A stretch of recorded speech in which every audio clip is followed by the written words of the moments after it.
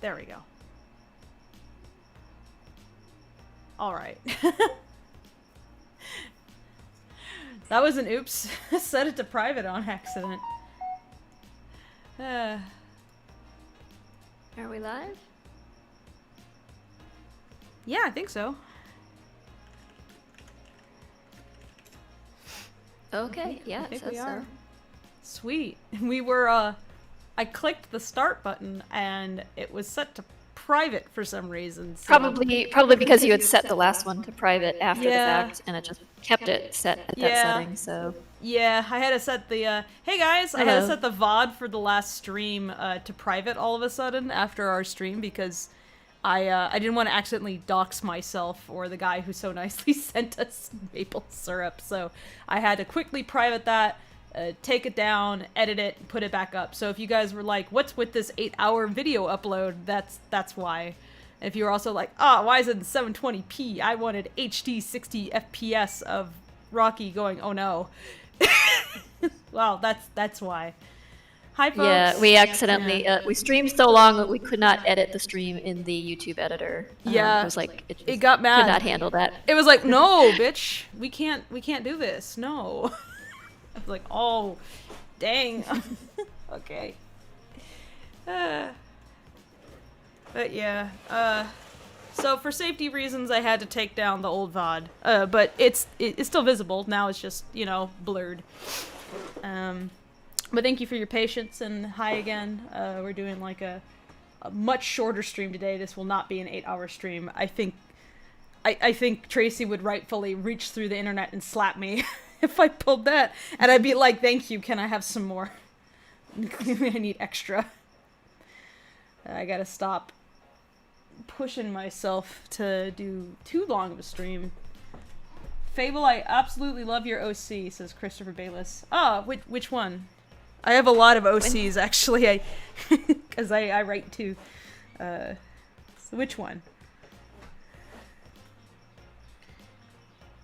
Okay, let's see that. This was, how did I import this if it wasn't imported that way?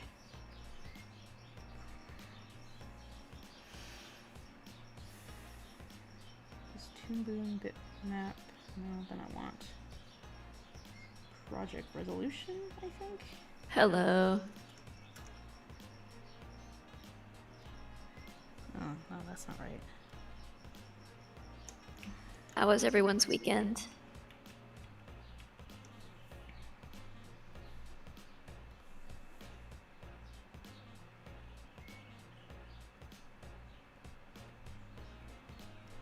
The big fluffer with all the teeth describes most of Fable's OCs also. Yeah, that really doesn't narrow it down. That it's kind of my favorite trope. So whenever I do an indulgent OC, it's probably going to have a few things in common.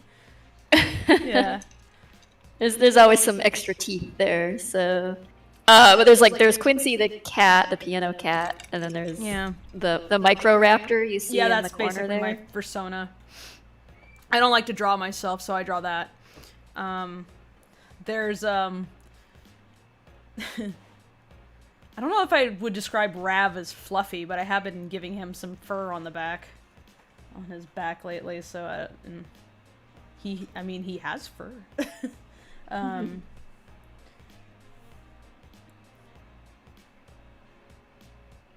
The big fluffer with all the teeth. This does not help narrow things down.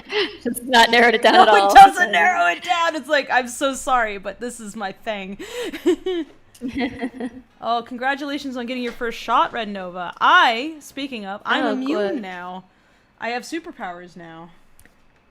I'm officially I guess my immunity date will be this coming Friday. Mm-hmm. It'll be 2 weeks out from my second shot. I hope you're not having any side effects. First shot was easy on me anyway. I had a sore arm, but that was it. Second shot was a bit rough, but that only lasted about a day.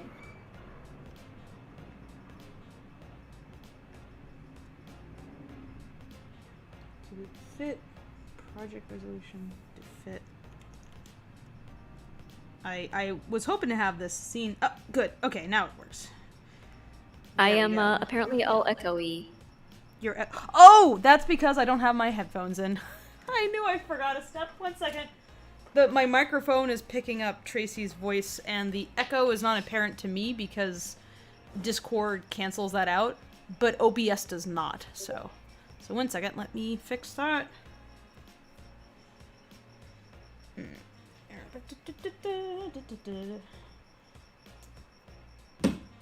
I'm all full of basic, like, streaming oops lately. It's not a good look. Sorry. Oh well. You can only have so many successful streams before you mess something up, right?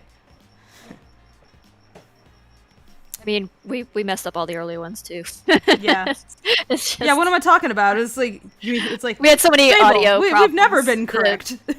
Me accidentally being echoey is like the smallest of our audio problems that we've had over the past year or so. Yeah. Frantically trying to solve an audio issue, or one person could be heard and one person couldn't. And no matter how much setup you do beforehand, like, something will go wrong. You just ended up sounding like a god, and I think that's just on brand. Oh, yeah. Yeah. I'm just up here with Ceiling Cat, hanging out in the vents. It's where Tracy does most of her writing. I am very small. I fit into ductwork very, very neatly. Look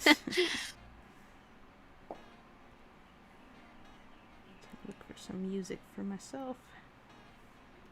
Let's just throw on some jazz, why not? Neko Yui Singer says, I have a question. Can Rocky sing? He's a competent singer. I would say it's like... It's not on Zib's level, maybe, but... Yeah, he's maybe not lead singer material, but backup vocals sort of thing, yeah. He can carry a tune. I mean, his poetry is sort of singing anyway, or singing is poetry, I suppose. We had this interesting kind of balance between, like, we had a lot of discussions doing the poem at the beginning and trying to be like, he's not quite singing it, but there's some rhythm there. I know that Mike likes to sing, so I think we've ended up doing something where Rocky would sing. He'd probably be all over it. He'd be like, oh my goodness. I mean, he already has done that one thing. Although that was really just... I mean, he was in character singing. He was, yeah. That's true. He was, so... I suppose if he was singing as Rocky, then he actually wouldn't have to do as much alteration.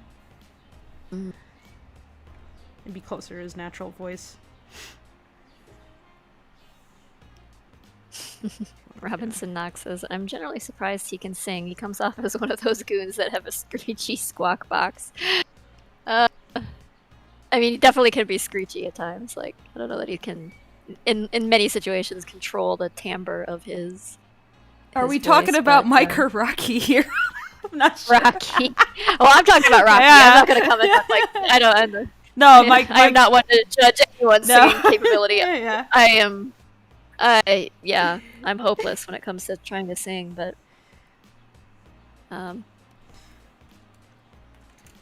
no, but yeah, Rocky can manage that at least. Music-wise, he's pretty okay. That's pretty much what he's good at. That's his wheelhouse. That and yeah.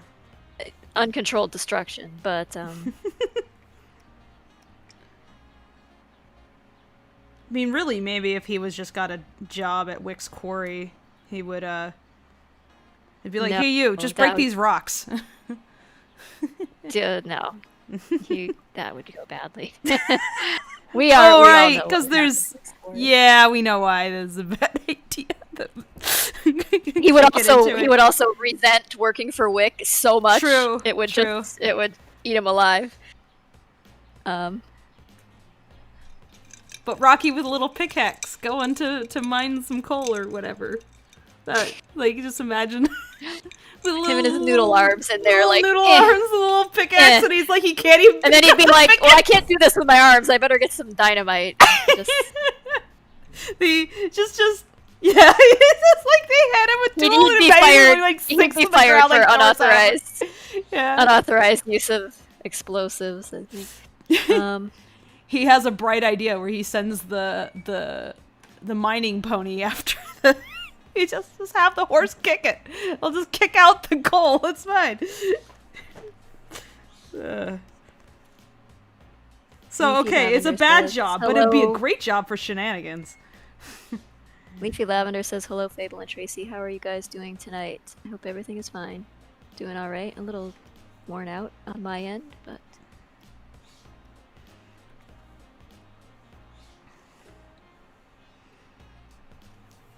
Yeah, this is why we can't do 8-hour streams. You end up sinking too much energy into it. It's like you get too excited. Yeah, well, it's also like haven't had a day off in a long time. So every day's a work day. There's no weekend. There's just work right now. Yeah, my off day was not really a relaxation day. It was a take the car to the mechanic day.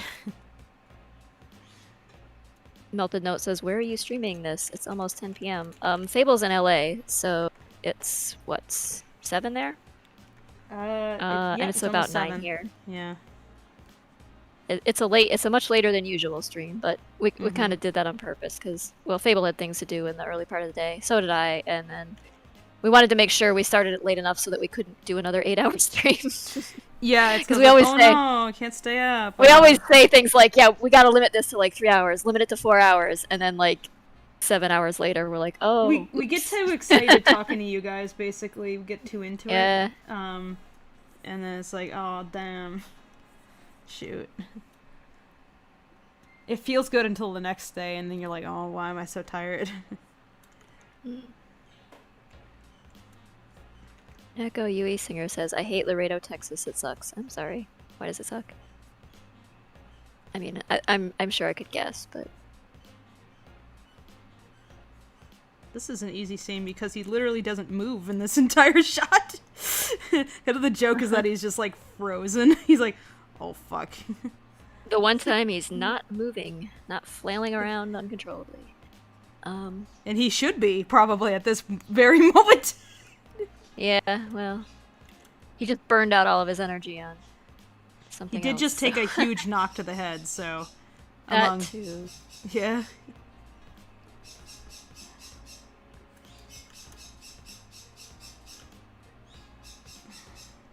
Not that that ever generally stops him. Except that one time.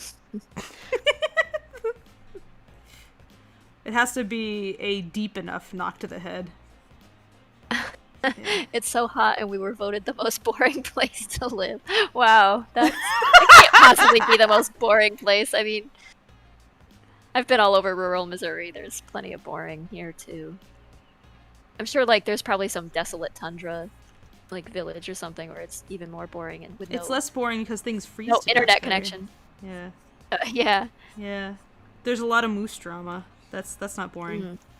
It's like you have to look out your window and watch the bears and moose soap opera going on. That'd be pretty sweet, actually. Like, that's not even a joke. It's like I think that automatically makes things more interesting. I'd watch that. I mean, I watch nature documentaries, so yeah, I'd watch that.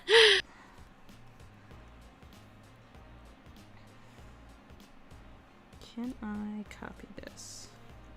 Trashcan says, I love singing for myself, like J-rock, rock, metal, and any pop songs that I find enjoyable. I ain't the best at singing. Also, what band, singer, or musician do you listen to often? All kinds of stuff. Yeah, I don't know. My tastes are all over the place. But I tend toward, I like old jazz. I like new jazz. Well, I like electro swing, and I like a lot of 60s and 70s era rock stuff. And pop music from the 80s is fun. Folk indie rock stuff I like. I don't know. Yeah, it's just so all over the place. I have a pretty broad palette. I like industrial, indie, alt stuff. I like signal wave, like vaporwave. That's creepy. Vaporwave. Yeah. Yeah. Like I legitimately like vaporwave, but I like the vaporwave that is it's like signal wave stuff where like what you're listening to is like crumbling commercials. So there's like this eeriness. It's like anything where it feels like this eerie, empty it's like nostalgia. The soundtrack for a decrepit shopping mall. It's the dying 90s. It's the sound of the dying It's wandering. 90s. Yeah, it's wandering through an abandoned mall. Listen to a country night. crumble. You know. Yeah. Yeah. Yeah, the song of our generation. Yeah, it's like it's like millennial death cries. I don't know. Echoing. Yeah, the echoing death knell. Yeah.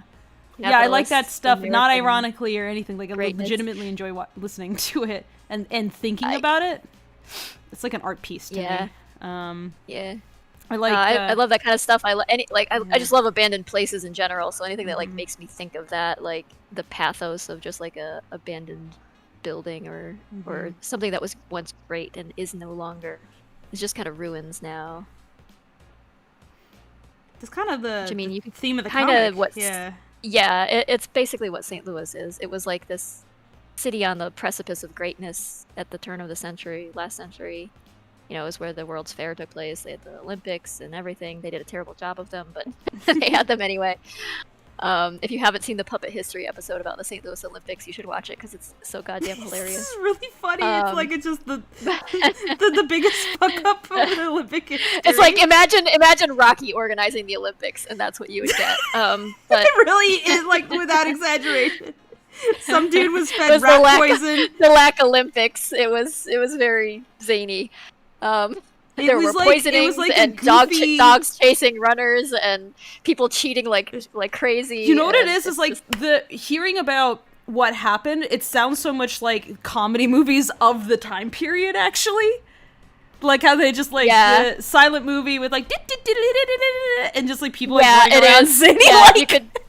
Yeah, you could definitely imagine like a Buster Keaton sort of like skit going on with like, it's quite literally wacky races, but no cars. It's so stupid. No, like there were cars. There were cars. Oh, like, no, there were cars. That's right. One of the racers like hitched a ride in a car and like cheated for like several miles of the marathon. Took a nap?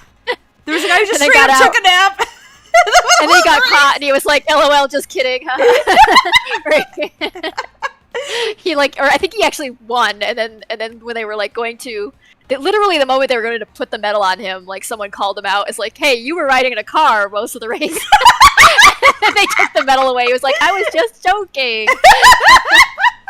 It's really, the Olympics were not a serious thing then. So it was like St. Louis and in Chicago, like were yeah. Go ahead. So, go ahead. You're good. No, you go ahead. You have memorized this stuff in better detail than I have. Oh yeah, they were becoming serious. But the St. Louis edition of the Olympics, which was literally stolen from Chicago, they like extorted their way into having the Olympics like over Chicago. I want St. Louis to be like just become St. Louis brand is we tried. It's fine. Chicago for at least a century now, Chicago has been having its revenge because Chicago puts like St. Louis to shame in every other way. So, I mean, Chicago's like the second city, and Chicago is like St. Louis's bigger brother. It's like the brother who outshines you all the time. You're like, God damn it. Chicago showed up St. Louis like every other time. But yeah, that one time St. Louis stole the Olympics. That was like evidence of why St. Louis does not deserve the spotlight. Yeah, but like they almost like the Olympics went so bad and were such a joke in St. Louis in 1904 that they almost canceled them. Like it almost ended the Olympics as a thing. They had to like have another Olympics 2 years later instead of 4 years later to try to revive its image because it was just so bad. It was so bad. It is quite like just hearing the story. You guys, just hearing the story, it really does sound like Rocky set up the Olympics. This is exactly how it would have gone. No changes. Oh, Christopher Bayless says, "Oh gosh, it's so hard to pick one of Fable's OCs now because I just keep falling down the rabbit hole and finding more and more sketches you made. They're all fantastic." Oh, thank you. Oh my goodness. Thank you. Nobody ever. No, I don't get a lot of people interested in my OCs, so it's always nice when someone. Yeah, you should check out Fable's comic. Actually, like Fable has some really cool like.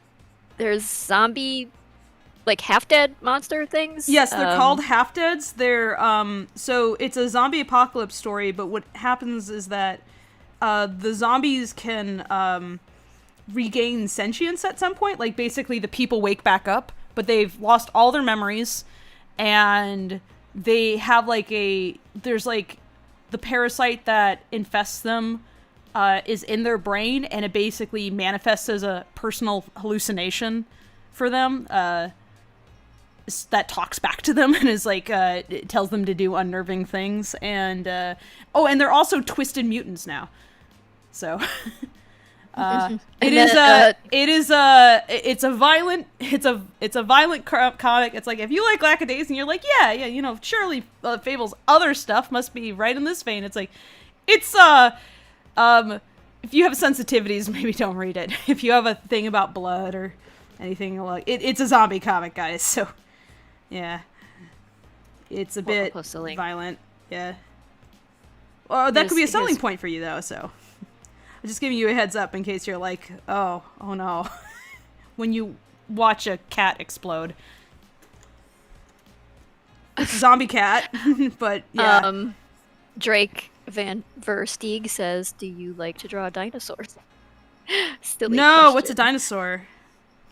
Yes, Fable is surrounded by dinosaurs at all times. I live in Blar, actually, so I'm familiar. Oh, damn it.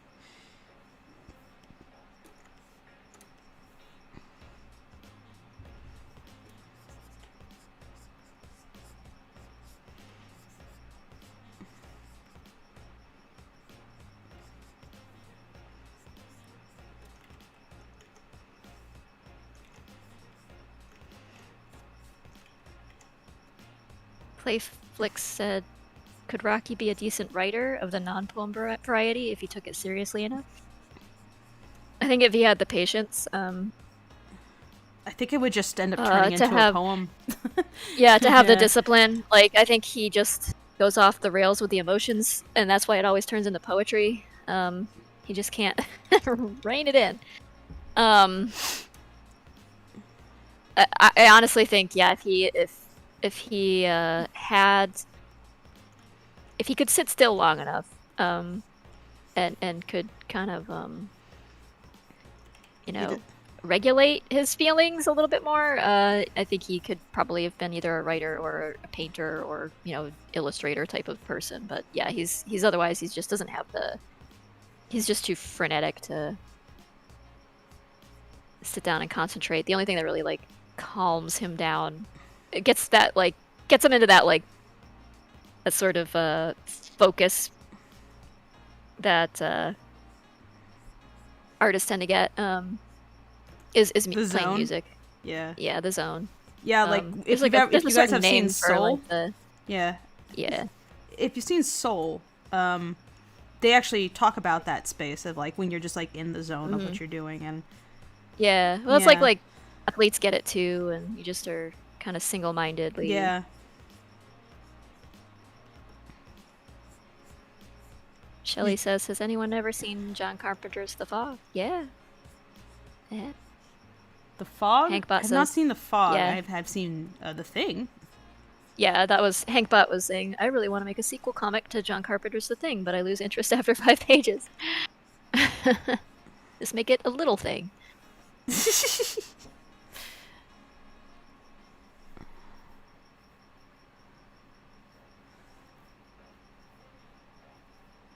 Vanilla Lemon Fox says, "Will this be a TV show?" What we're making right now is a short film that kind of doubles as a pilot episode. We don't know if it'll go further than that or where it might go, but we would like for it to be a series of some kind, whether it's just on the internet or otherwise. But this is kind of like proof of concept, test case, see what happens. But also, kind of pour our hearts and souls into making a film we can be proud of. Heart, souls, and a whole lot of other. The elbow grease and all kinds of body parts. Yeah, no, I was thinking more like your small intestine, your colon, your spleen. Yeah, that too. That's how you get it real meaty. Yeah. And blood and snot and tears and Oh no, don't be disgusting. Oh, earwax. Who wants those? I'm sure they just want livers. Some hair follicles, probably eyelashes. You know, that you keep in a locket. Yeah. And then you fingernail whisper to clippings at night. You embed Yeah, in caffeine. you take like a bit of clay and you embed it in the clay and you fire it, and then that's your personal version of us. That you can worship on an altar. 'Cause that's normal. That's a thing people do, right? Yeah, Normal people. I do that, right? This is a thing, right? It's normal, right, guys? Right?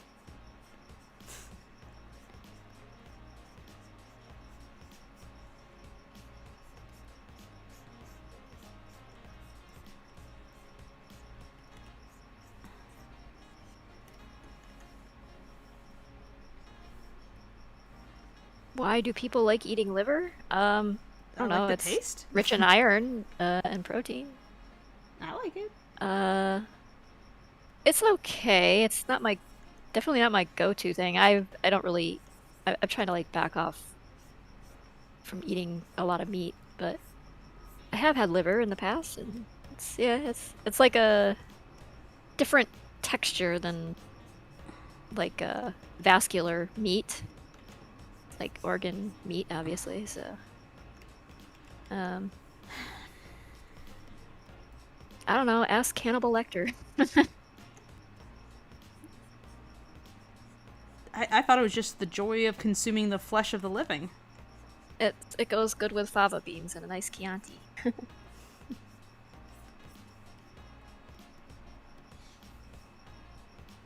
Dead Spectre says, nowadays, what is considered normal? That is a question. I don't know.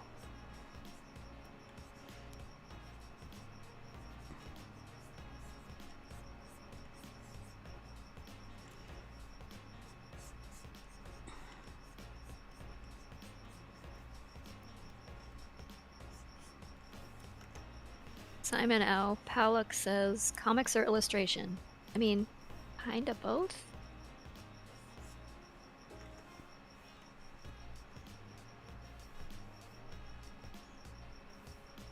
There's a lot of illustration in comics, I would say. I mean, these aren't mutually exclusive things. Yeah, there's a lot of overlap. I have a lot of mediums that I like to engage with. Animation is one of them. I used to play piano. I sculpt. I paint. Like, I really enjoy, like, one way I relax with my art is I actually like paint. Just a Saturday, I went to the park and I just took like my French box, which is like a wooden suitcase that can unfold into an easel, and I just like went to a playground and just painted a little bit. Because it was like, finally I can do this again. Used to do it all the time. But then there was a plague. Edward 2 Fan 47 says, will there be any sequels to this short? I mean, I hope there will be more to it, but I don't know. We have to finish the first part of it first and see what happens. Because it's very expensive and time consuming to make this stuff. It has to be kind of a hit to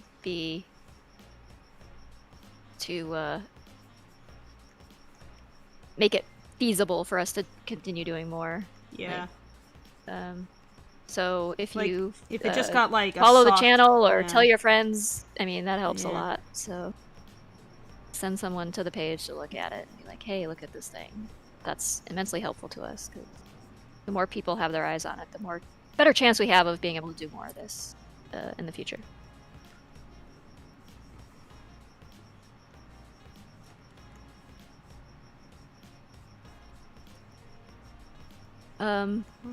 You're asking for Fable's comic? I linked it above.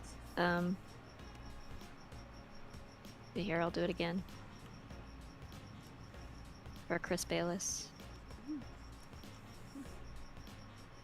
Engram says, did you guys eat today? Yes. Nope. I've eaten. Tracy, go get a snack. I've had 3 cups of coffee. I've not eaten yet. Hey, Tracy. Tracy. I'm gonna go. I have some Tracy. quinoa and chicken. I'm gonna microwave in a bit. Yeah, you better. Yeah. What are you doing? I've been Tracy? distracted. I had yard work to do. I had What? You didn't website even get a maintenance to single do. bowl of cereal, even? Tracy. Nope. They're all yelling at you to eat now. Yep. I'll get to it. Don't worry. I've made it this far without starving to death yet, so I think I'm doing all right. My track record is okay, even though some days I probably should eat earlier. I'll survive. I mean, sure, but I'm trying to get these pins listed on Gumroad. Just kind of fumbling my way along here, so.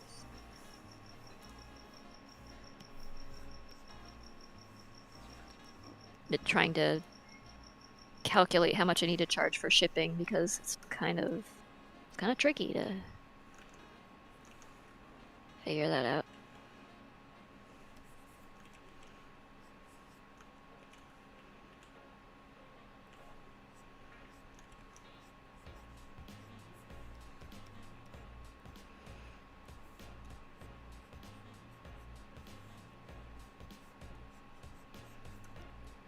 There's no catch-all answer to what that cost is, so you have to like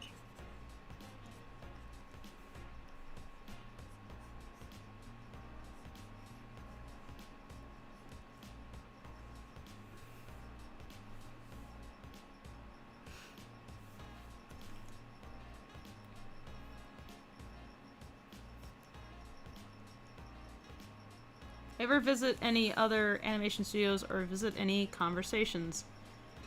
Yeah, I'm actually professional. I animator, storyboard artist. I've worked in various studios. I animated on Midnight Gospel. I've done boards for the first season of the, what was it, 2016 Ben 10 reboot. I was on Wacky Races as one of the board artists there. I've done animations for Starburns. Like, I've been all over the place.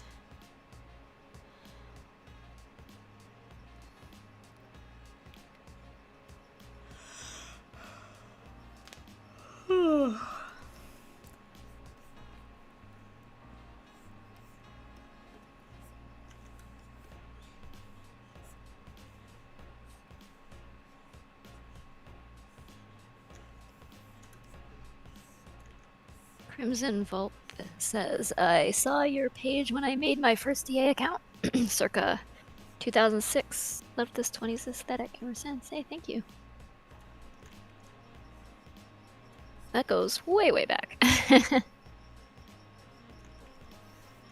But yeah, that was where I first started posting Lackadaisy stuff. I posted concepts for the characters and stuff.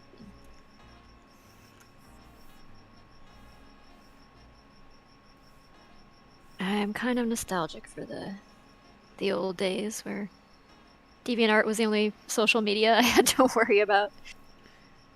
There's only one thing to incessantly check on, constantly. Yeah, to obsess over, like hit the refresh button repeatedly. Check your analytics and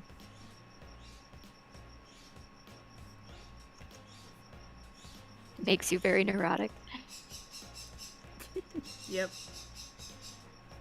It's like both interesting and also God-why. Consuming, yeah. I don't like being Suffering. every new every new social media platform. It's like, oh no, here's something more. I have to like figure out the black art of how to like effectively post here for best engagement results and all the analytics I'm gonna have to like now pay attention to. Yeah.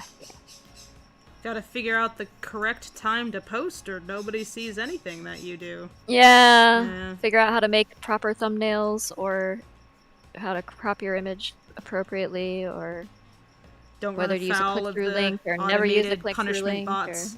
Or... Yeah. Yeah. the how to tag it. Oh god, the DeviantArt's tagging system was the absolute worst. Oh yeah, DeviantArt's tagging Yeah. made no sense whatsoever. It was. I think that was one reason why they couldn't last, honestly. 'Cause Yeah. it's the most nonsensical thing of all time. At least they've done away with that nonsense. But finally, it took them so long.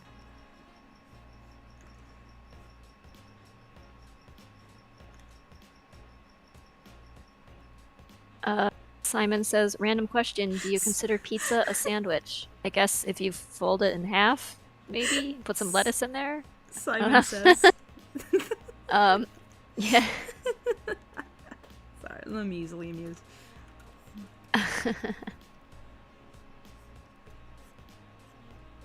Nicholas Bryant says, loved Midnight Gospel. Cool. Yeah, You guys should definitely watch that. Oh god, yeah, it's on really... Netflix. We had a good time working on that. It's very fun. Very interesting stuff. Each episode is like its own discussion about something very interesting, so... It's very heady. With beautiful animation to accompany, so yeah.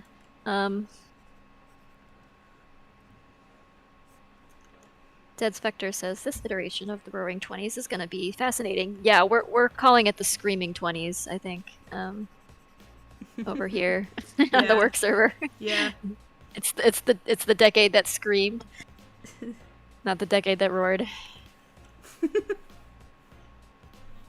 Lozafa says, out of curiosity, do you use a reference source for animal features, faces, claws, teeth, nails, tails, etc.?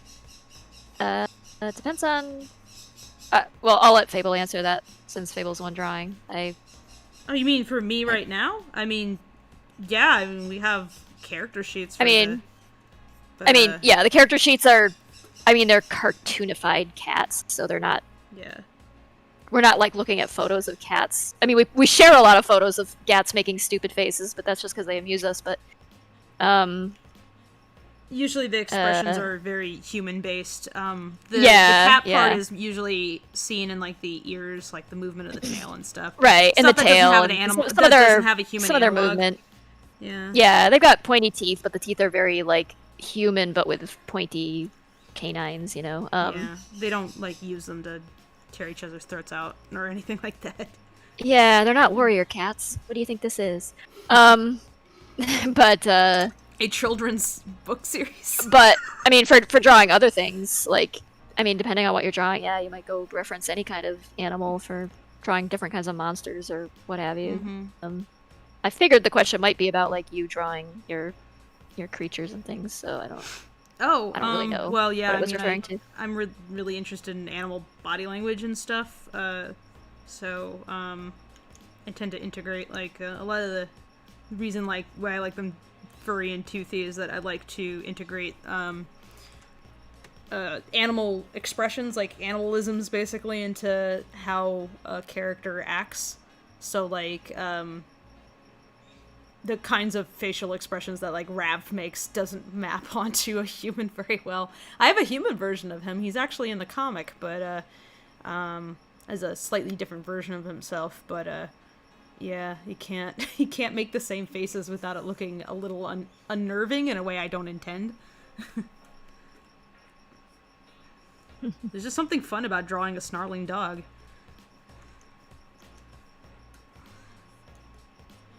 Ryan the Idiot says, Twitter is just a dumpster fire right now. It's always it's kind of like honestly. the bonfire in a dumpster that everyone seems to have congregated around at this moment in time, though. So everyone's, like, pretty focused. Most artists I know, anyway, are pretty focused on Twitter engagement because it counts. It's how you get business, you know, it's how you get eyes on your stuff, and that's how you get jobs and how you get paid. So you kind of have to, like, roll with it. Yeah, we're pretty used to, like, dealing with it, though, all the time. It's like, I think no artist really, unless you're, like, very young, I think every artist knows it's like, it's only a matter of time before the current place dies. It's just a matter of when. If you've been around the internet long enough, you know they all have a lifespan, an expiration date. Yeah, Facebook is the only one that keeps surprising me. Like, I can't believe that shit show is still going, but the way it is. But I don't know. I guess once you reach that capacity of user, like that size of a user base, it's almost like the downfall is a very slow. The downfall is going to be for reasons other than the typical. I think. Yeah. When it finally goes down, it will go down spectacularly. Will it? Tumblr, I don't know. just when it does, it will go down. I mean, it would be satisfying if it did. But Tumblr imploding was kind of funny. It was so bad that I was just sitting there like, it's like I've never seen a website die that fast. That was amusingly bad. Wasn't happy for Tumblr to go away, period, but, you know, well, it's not gone, but it's not really usable in the same way as it used to be, that's for sure. Oh well. Oh, good night, Deutschland.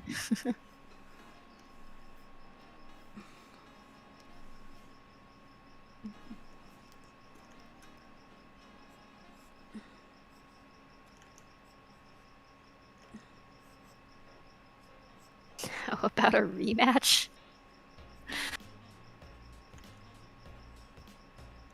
Are we talking a world war, or what are we talking about here? How about let's not do that? Yeah, I think we've had enough. How about in the form of like a thumb war or a game of Among Us or something?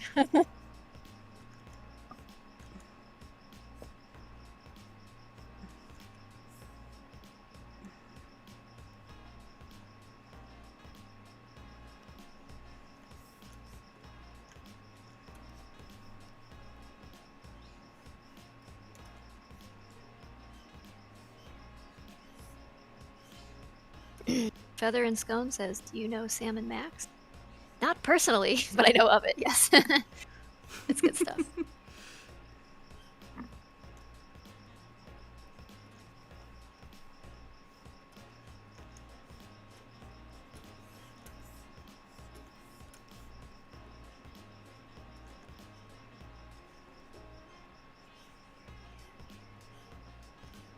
Cariglio says, "I'm no stranger to that, actually. Remember all those niche websites dedicated to a very specific interest, gathered with people who just wanted to engage in that? I don't see those anymore.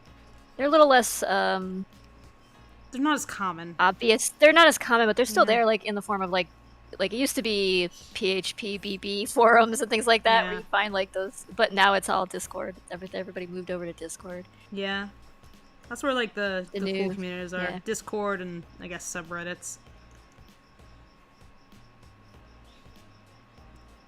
So yeah, I think part of the problem is that, like, when you have, like, a Twitter account, literally anybody can engage with it, and it's not really a community space so much as people reply to you. You're not part of a larger thing interacting where maybe other people could see it, but they have to sign up in order to join it, you know? And I think Reddit still retains that quality because it's not, like, one person's page. It's not focused on one person.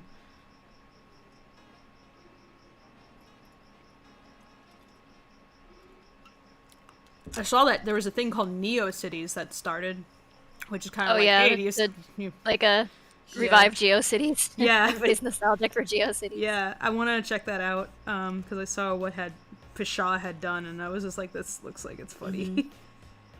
I'm gonna check it out.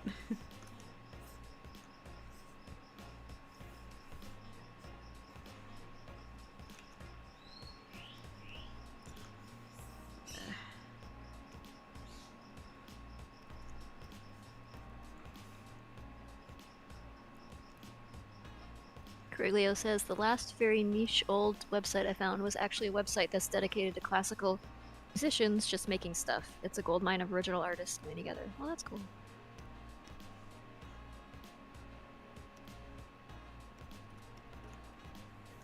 Neat. I'm glad there are things like that out there still. I don't think they'll ever fully go away. People with very specific interests will still find ways to gather together with other people who have those very specific interests.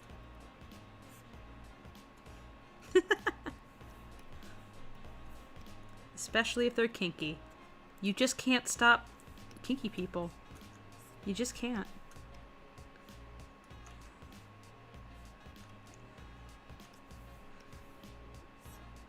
Weeaboo Jones says, "I'm too young to even know GeoCities." Yeah, wow. Sorry, you missed out. It was a different. You kind of missed out. Different. Yeah. Yeah. I mean, different time, different world. The internet was a different place, definitely. The internet has changed so much.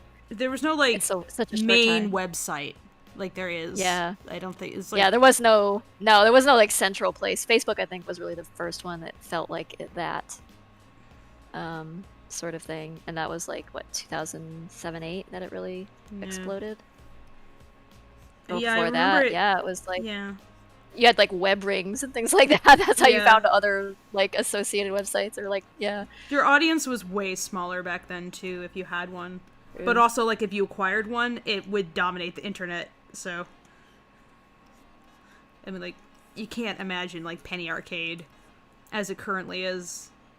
Or even how it used to be, like, getting as popular now as it did then. Because there's, like, so many other comics that did the same thing. But back then, you know, webcomics, there were very few webcomics. Yeah. There wasn't so much competition. Pie the Hat Guy says, this isn't a blog or anything, but I want to stop and appreciate tacospin.com. Zombo.com is still there too. Sometimes it just occurs to me and I have to go check and see if Zombo.com is there. Zombo.com.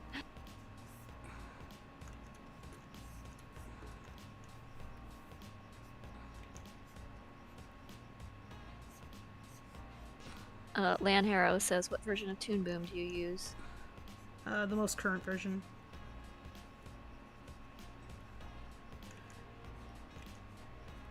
Nicholas Bryant suggests, look into the game High No Space Outlaw for a good early internet experience.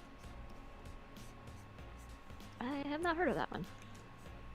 It's gonna be interesting, I think, for our age group, because we're like the last age group that remembers sort of a pre-internet era and the early internet at the same time.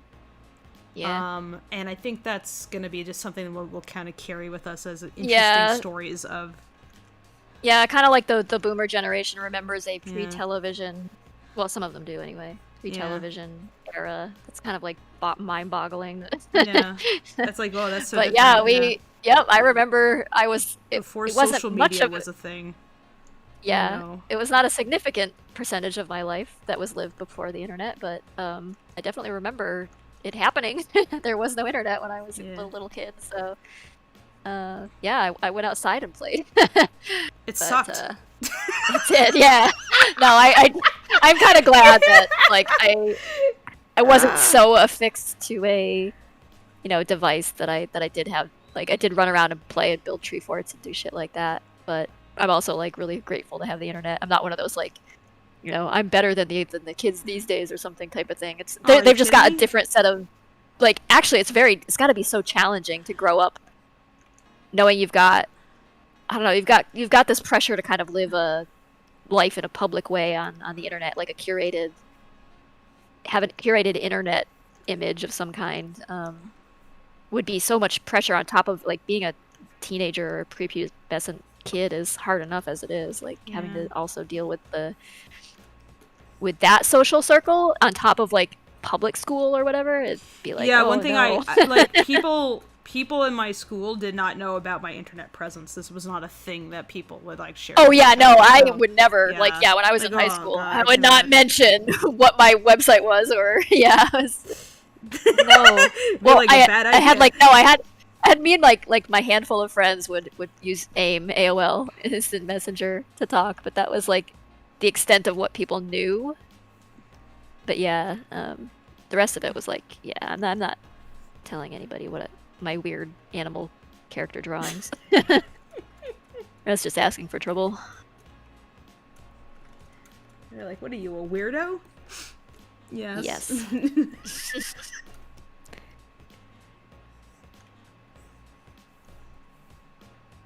People online were judgmental enough. There's some people get really snippy if you drew animal stuff. Yeah. The internet was definitely not friendly to that some years back. No, like the whole something awful was like something awful like ruled the roost as far as like internet comedy went. And they were like culture. They were fucking vicious to anybody who they just like they were bullies and they went after like it changed a lot. It's really bad. Yeah. It's funny because I the funny thing is that like I wouldn't be surprised if half of those guys ended up furries themselves. Oh yeah, absolutely. There was so much self-loathing. There was a lot of self-loathing mixed into that whole thing.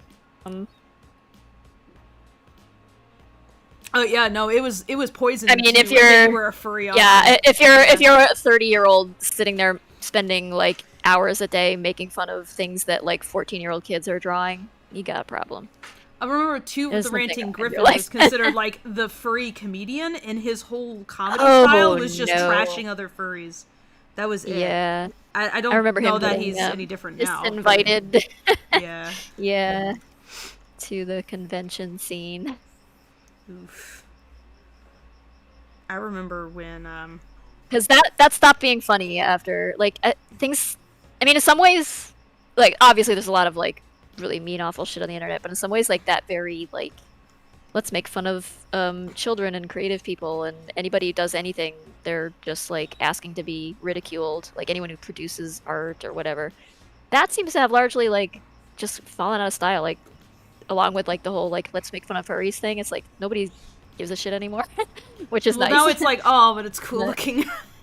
Yeah, and maybe it was an easier target back when the common drawing style among furries was kind of very simplistic. But there was a lot of like very Sonic and very it was a lot of like Sonic and like Tiny Toons and like Tiny Toons, well drawn. But the thing is that all those folks like. Oh, it's like they ended up getting really good. Oh no, you're peeking. Sorry. I don't know if it's. The trouble is, I'm talking through my own headset, but it also is going through Discord and Fables and YouTube, and so I don't know. Yeah, it's funny because they remember when they were saying you were soft before, so you're peeking now, and it's like what? What? Sorry. I'll move the microphone away from my face some. Maybe that'll help. No, don't do that, because then I won't be able to hear you, because Discord's gonna edit you out in that way. I can actually just turn it down on their end to keep you from peeking. But,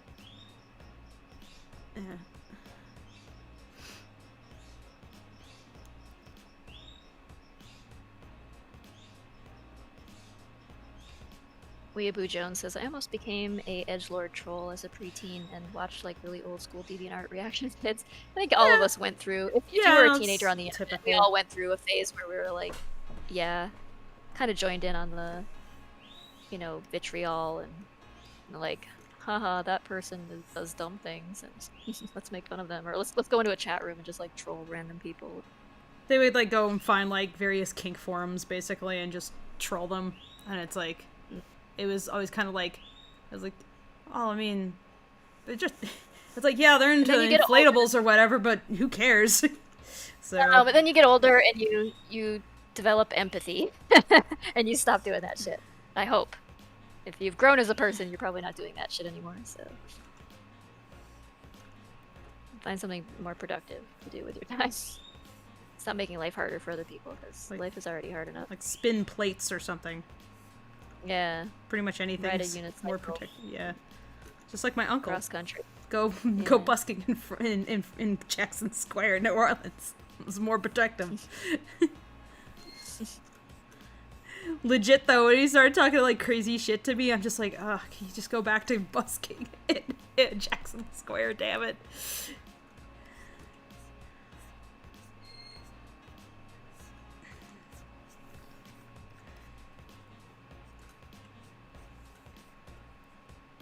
Mechanic87 says, nobody makes fun of furries because there's a whole lot more of them out there. They're just quieter. Yeah, they're the people who run the internet, actually.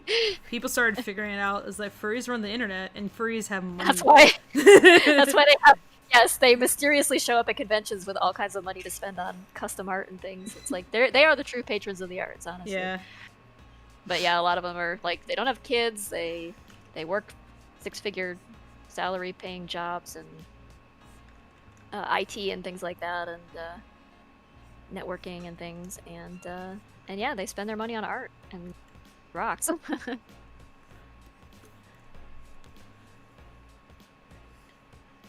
Big into cartoons and very gay. It's great.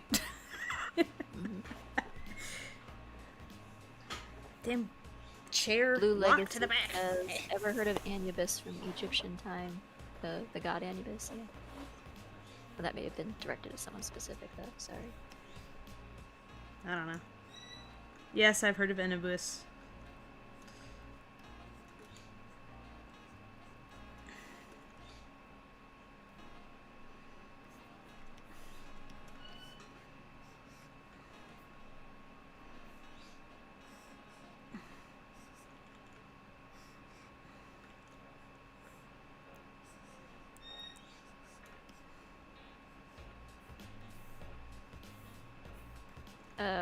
Weeaboo Jones says, looking back at the people I watched for their cringe reaction content in 2010, YouTube ranters, they burnt out hard.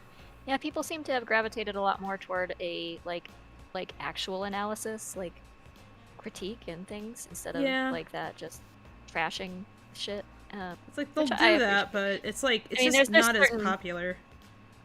Yeah. It's a dime a dozen who does it. Right, it doesn't really take any skill to just point at something and laugh, but to actually like dissect it and try to understand what's good about it, what's problematic about it, what it says about society as a whole, or the time and place it came from, or what have you, is way more interesting than just like, you know, going.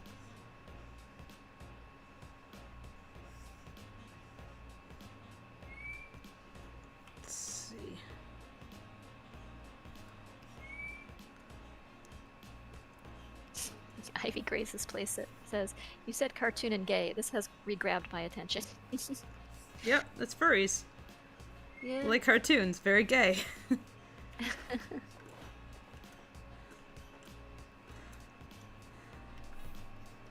Diesel Rock says, notice there's a lot of furries in the US Air Force, if Twitter is anything to go by. Oh yeah, I'm sure the military. Oh yeah. As a whole. Full of furries. The Air Force. Yep. They should have used that in the CIA recruitment video. I'm not neurotypical. I'm a furry.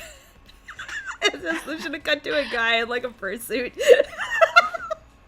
I feel like it was already gonna be weird, so just go full weird and you're gonna go.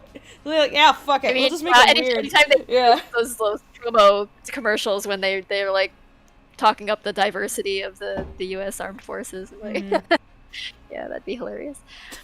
Dead Spectre says, probably won't be too surprised if furries infiltrate Space Force next. Probably not, yeah. I guarantee you there's at least one furry's already been to space. I guarantee you. Yep. Oh, yeah. I was like, that many, it's like astronauts are all nerds. So, do you think that one of them's, do you think a furry didn't end up on the moon somehow? I bet Lance Armstrong was big time for. You gotta go up there and look for paw prints. He's his moon sona. He look for sona. Lance Armstrong was Neil Armstrong, not Lance. Neil Armstrong was definitely wishing he was a werewolf. So maybe if I end up on there, then I'll just prequel to Star Fox, yeah. I guarantee you at least one astronaut is a furry. It's just statistics, man. Yep. Someone who's a reporter who goes to NASA be like, okay, which of the astronauts is just, if you ever get a chance to interview an astronaut, so like, and what is your fursona? Try to catch one of them off guard. Yeah.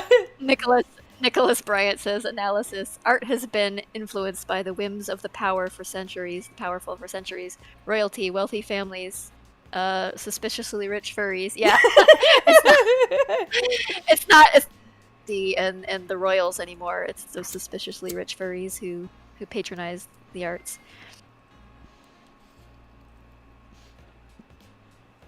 I'm down with that. I'll take them over the papacy and the royals. It's like a big contingent of the art scene is now much more interested in appealing to lower to upper middle and not as interested in upper class. There's a lot of Like, those wealthy Yeah. furries didn't just get their money. They usually, like, work in STEM or something. Oh yeah, they definitely they yeah. The money, they're actually earning their dollars. Yeah. Yeah, I don't mean to Yeah. like imply that there's like something scandalous going on there. Oh no, just but I love working. the phrase "suspiciously rich furries." Yes, it's Yeah. just very mysterious. Yes, they have. Why are they so well off? Well, this one is he's functionally the duct tape of the internet, and that is literally hovering over the line that makes the internet possible. I have to go pee. I'll be right back. Alexa, turn off this light red. Okay.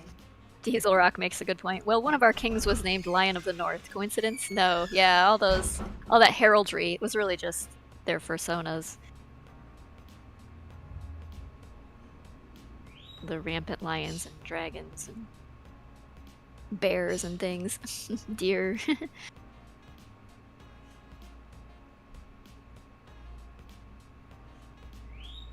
Welcome back, Hankbot.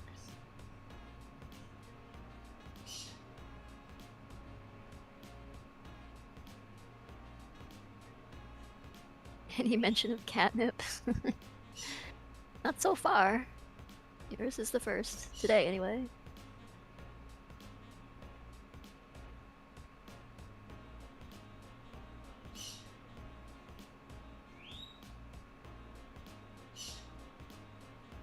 Better Fully Gal says, have you seen the absolutely horrific medieval cat dog paintings? Yes. And also sorry for mangling your name there. Yeah, the also babies. Medieval babies can be kind of terrifying. They're just like instead of like getting them proportionally right, they would just shrink them down. I guess like the painters didn't really have anything but maybe their memory to of these animals to go by. You can't really get a cat to sit for a painting if it doesn't want to. And maybe they just didn't like have access to babies very often, so they would just like wing it, and the results were mixed.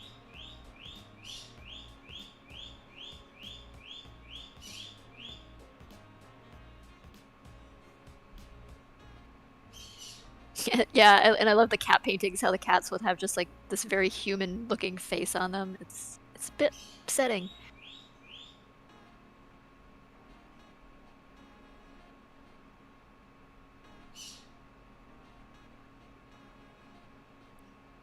Yeah.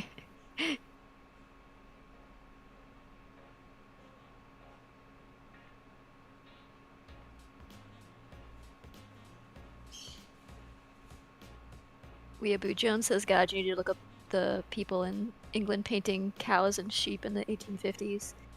Yeah, same thing. It's like, that's why you use references. They didn't have Google Images back then, so it was harder, but... Mackenzie says, you can just pet the cat and then it'll stay once it sleeps.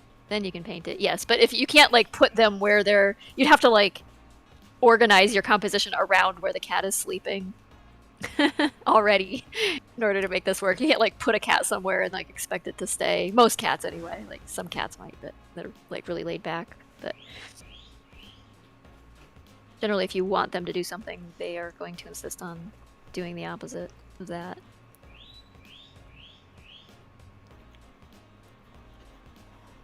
We are talking about medieval paintings for some reason.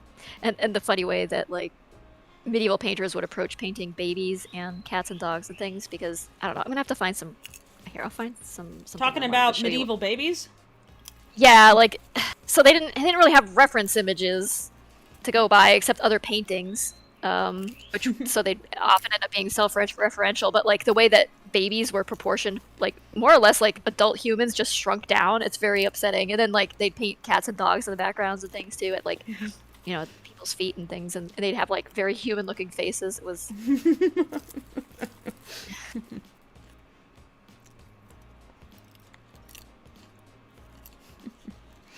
I love that. It was like messed up looking lines because they're like, I don't know what a lion looks like, and they draw like what looks like a chewed up house cat instead.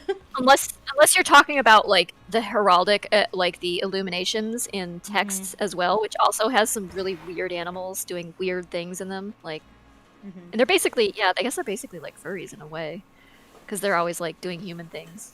It's like the monks got bored and they're like, "Oh, just doodle in the margins," and people are like, "I like that. Yeah. I like that. Do more of that." Yeah, like this thing.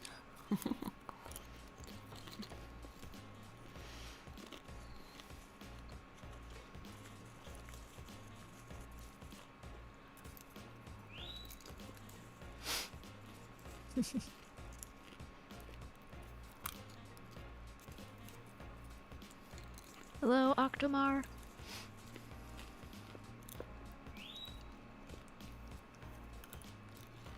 Oh, they did not have corpses and cadavers for reference. That was Oh, considered no. huge Yeah, no-no to have dead bodies around. Yeah, I mean, there was a whole thing, a whole point in history where people's dead corpses were very much coveted by medical students because they didn't have, because the church forbade dissection and things like that. It was considered desecration of a corpse. And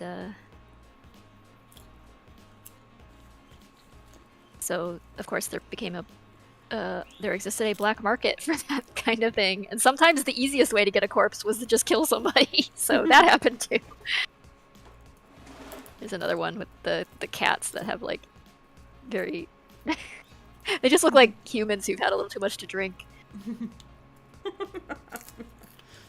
You know when you get too drunk and you just turn into a furry spontaneously? Yeah. Yeah. Octomar says, when do you normally stream? Streams happen kind of... Well, we do announced ones that are scheduled for the Discord, Lackadaisy chat stuff, but the art streams and animation streams kind of just happen when they happen. I mean, if you want to get notifications, subscribe to the page. I will often tweet about it. I haven't tweeted about this one yet, but yeah, if you follow either of us on Twitter, I'm at Lackadaisy Cats and Fable is at Fable Paint, Twitter.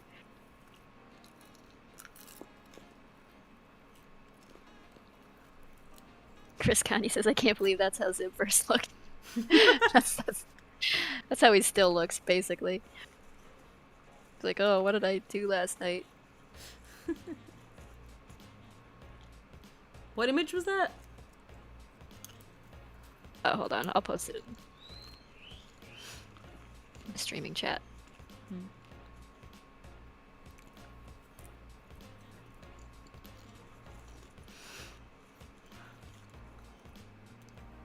I'm sure you've seen it before.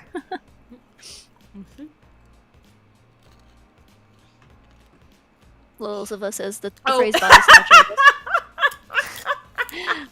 Lilzova says the phrase body snatcher wasn't from sci-fi; it was from history of literal body snatchers that got corpses for labs. Yep. Yeah, they would dig up freshly buried corpses, but that became difficult because people started booby trapping and having guards. Basically, they'd hire guards at cemeteries and things like that to make sure somebody didn't come along and try to dig up your, poor dead mom or something. And when that became, untenable, people would just start. I end up talking about Burke and Hare in like every freaking scenario. I don't know why. I'm kind of obsessed, but yeah, they would just kill people. They would lure people who were traveling through town and maybe didn't know anybody local or things like that into their home and offer them, a drink, sit down, have a drink, relax for a minute or whatever, whether they were sex workers or they were just at one point that it was like a young mother and a child and like older people. Anyone who was vulnerable, they would lure them in and then strangle them, suffocate them. And in fact, the term burking comes from Burke and Hare, which is a method of suffocating someone in such a way that it was not obvious that they had been murdered necessarily. You could kind of just be like, oh, they had too much to drink and died in their sleep or something. and that's what they would do, and then they would deliver the bodies to medical schools and be like, oh yeah, this one died. Here's a fresh one, and they'd get paid for it, and the medical school would not ask too many questions. But yeah, that was the thing that happened. Often also like orphan children and people who were basically wards of the state would end up in these. It wasn't a voluntary thing. It wasn't like, oh yes, I donate my body to science. It was just like people who didn't have anyone to bury them. Poor just people. end up, yeah, poor people, exactly. Yeah. Yep. The artificial mummy making craze. They had like real mummies that they would eat, like grind up the mummy. Oh yeah. And eat it. Oh yeah. And I'm like, what? Oh yeah. Early. It's like the Victorian most messed up thing I can think of. Victorian era, all the way up through like about the 20s or so. Yeah, people would have like mummy unwrapping parties, and they would grind up. They would grind up mumia and make drinks with it, and they would make paint. They made paint with it. Can you just be like, guys, did he tell you about that time when Europeans were like, cannibalism is trendy? Yeah, Europeans like didn't just what the didn't fuck? just yeah. The European obsession with mummies went a little too far to the point that they were like eating them. They were like, Cannibalism is a real trendy thing, guys. Let's get out on this. Oh, God. Hashtag make cannibalism popular again. Colonialism, that's fucking weird. What the fuck? What? It's like, what the flying fuck is someone's like, hey buddy, you want a little bit of corpse in your smoothie there? I heard it's a great health tonic. And I'd be like, that's a fucking body. And he'd be like, no, you see, this guy died 1,000 years ago. It's like basically dust jerky now. And I'd be like, that's a fucking corpse. No, it's jerky. Never okay. It's not okay to eat a fucking corpse no matter how old it is. Oh god, don't like eat human jerky. No, don't do that. It's like, if we're talking, if you're part of a culture where ritualistic cannibalism of some kind is like a thing that you do as part of like funeral stuff, sure, fine, why not? There's the socially acceptable way to eat a corpse, but otherwise don't eat fucking corpses. I don't care how old it is. They were doing it out of or like, what country the like, person's from. Don't eat a fucking corpse. It was, yeah, it was a weird sort of like, it was that sort of exoticism where some other culture is of deep, like, kind of fetishized interest to, fetishized so culture. far as to eat fucking and they literally, they got so into it, they were like, let's put this in my drink. Let's grind up this old dead body and, I'm just so freaking it's blown gotta away. have some magical properties, right? It's spiritual, right? Yeah, that's it. What the hell? Yeah. Like, can you imagine if you are one of these pharaohs and you suddenly pop back and you see like what they're doing? They're like, they're eating my body. But they exhume my body. No, they're eating it. What the heck? It's like everybody be like, they were trying to pull some Jujutsu Kaisen stuff. Yeah, I'll get magic powers if I eat this jerky finger, guys. These stuffy weirdos. Yeah. Chewing on my poor corpse. I just look at it and just be like, why? What kind of bizarre punishment is this? Mechanic 87 is this the original instance of Eat the Rich? No, this is the rich eating the other rich, really. Although they weren't just eating the rich. There were tons of mummies of people who were not pharaohs or royal family. Like there have been there's like the Egyptian landscape was just like pilfered for any body they could find for these purposes, because it was such a and of course, the British Museum still is in possession of quite a few of them and has them on display, which they're very cool to look at, but also, like, maybe they should give them back. Those you just came and took them. Can I? Jeez. Chocolate milk powder. Oh my god. Yeah, don't drink your Ovaltine, but not like the mummy kind, not the human-made brand. No human Ovaltine, please. Yeah. Don't do that. It's made of people. Diesel says, the Pax Britannia. Yeah, what the hell?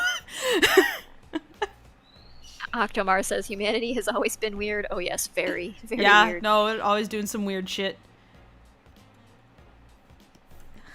People are kind of horrible and also hilarious. Often at the same time. I love it.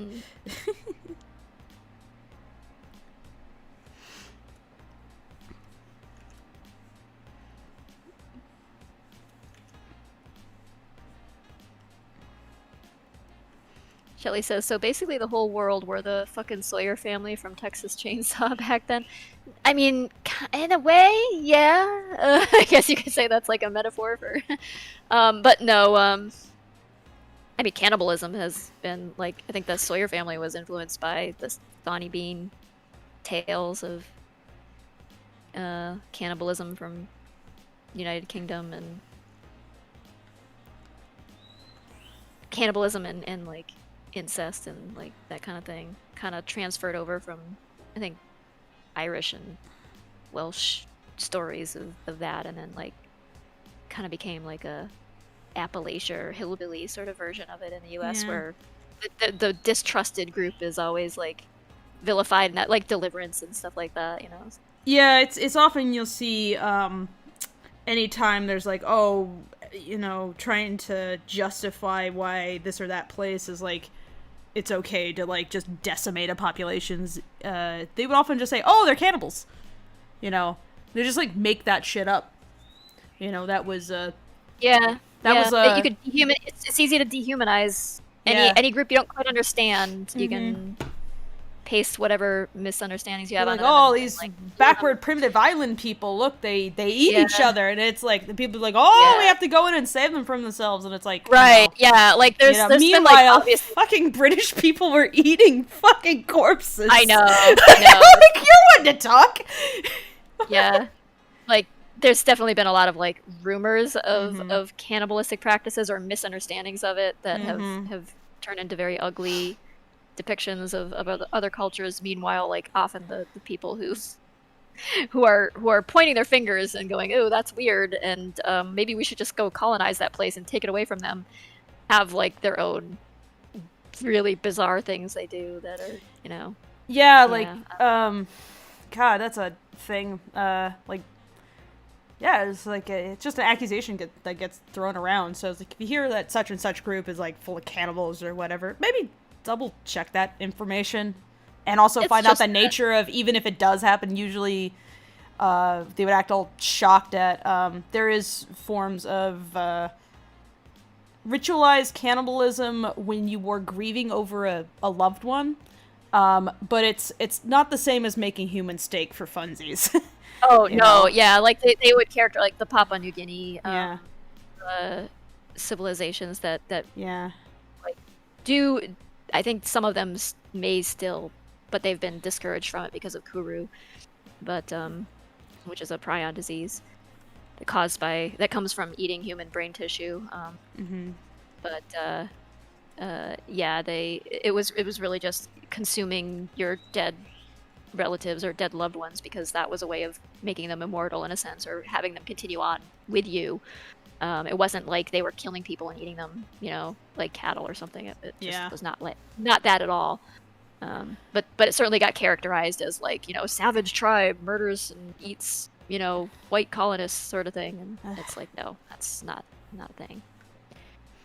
If anything, that's like, it's funny because like that kind of accusation, like in forgive me, I think it's like Algonquin. An Algonquin legend is of the Windigo, which is like a myth about the perils of falling into cannibalism, basically, of like giving in to like a negative spirit and like eating people. It's like, that's a myth that sounds an awful lot like, hey, let's not do that because it's bad. And you have to have a myth that says like why that's a bad idea, and so much of that story is also about like how horrible winter can be, basically, and why even if things are really, really rough, you don't do that. So it's funny to hear the same people be accused of cannibalism, and it's like, are you kidding me? They're extremely anti that. Yeah. They have a whole, like, cultural myth that, like, is all about don't do that. Yeah. Basically a cautionary tale against, you know, falling back on easily available human meat. Yeah. It turns you into a monster. There's a interesting movie called, what is it? God damn it. I can't think of the name of it. Starts with an R. It was made within the last 15 years or so, but it's like the closest to like what the Wendigo story actually kind of was, instead of like the random deer monster thing that it suddenly became for some reason. I'll have to look it up.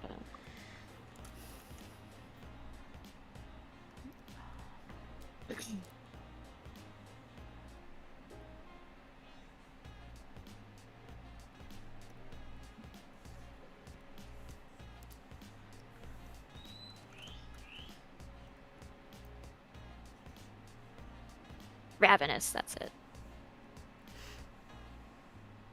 And yeah, it's just about people who like basically they sample human meat and then they just like can no longer control themselves.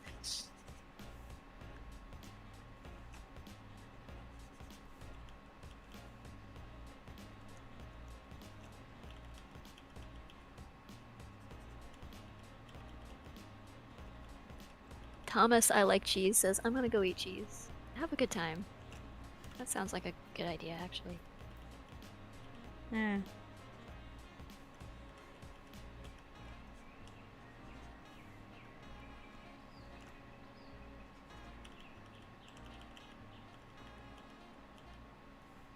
Good night, Betterfully Gal.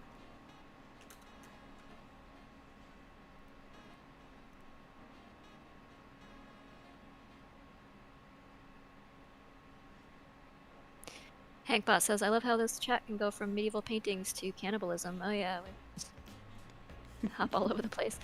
That's my influence. Octomar says, thoughts on vampirism? I mean, also an interesting topic. That's also really just kind of a misunderstanding, or kind of like myth applied to misunderstanding in part of like how decomposition works and looks.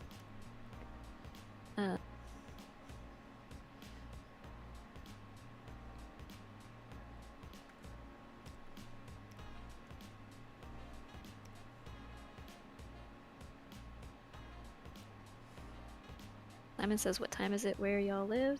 It's a little after 10 p.m. here. For Fable, it's a little after 8 p.m.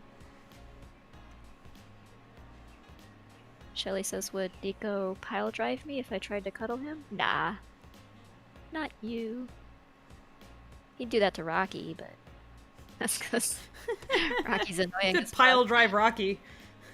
Yeah. Well, maybe not if it's short. Might be struggling with that one.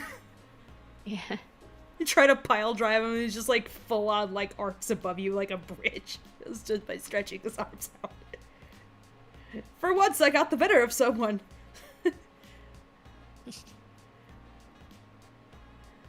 Rose Stud says, I love these streams. I can't wait to see how this turns out. Thank you very much. Yeah, we're anxious to get there. It's coming together. It's coming. It's getting there.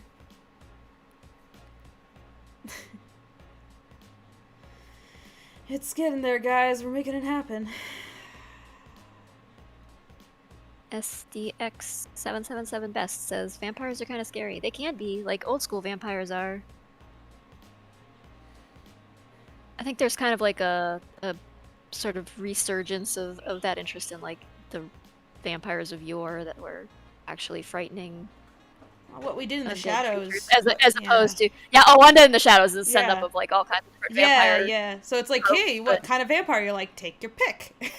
It's like right there. All vampires are valid.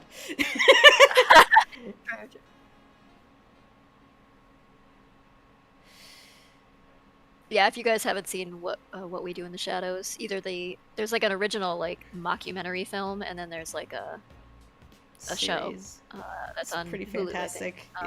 yeah, they're funny all around. Yeah, it's good stuff.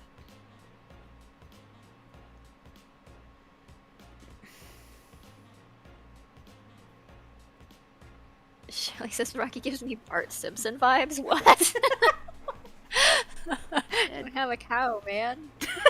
We should just give him like, you should just like randomly say things like cowabunga, eat my shorts, and then he rides off on a skateboard. People are like, this boy has really hit his head this time. He hit his head so hard he could see into the future. Yeah. Oh, He has come to us from the future year of 1993.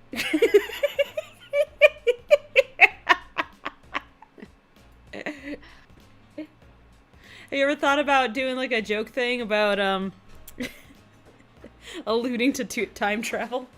Or is that like the we like answer the question and be like, hey Tracy, what would happen if a time traveler just showed up in front of Rocky one day? They just want to see. Yeah. That's the guys from Back to the Future. They just show up.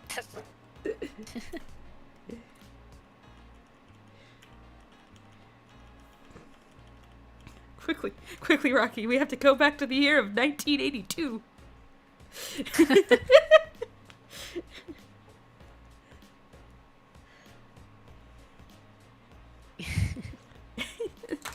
Rocky gets a time machine. Oh, goodbye, universe.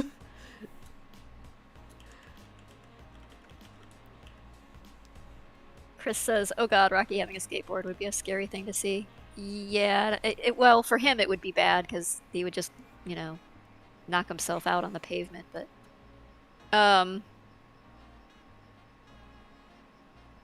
Patrons did get me to draw Psy once, like 90s Psy on a skateboard. What? I don't know why. I don't even know where that drawing is. I'll have to dig for Tracy, it, but yeah. Find that. Drop everything and give that to me. It was like, yeah.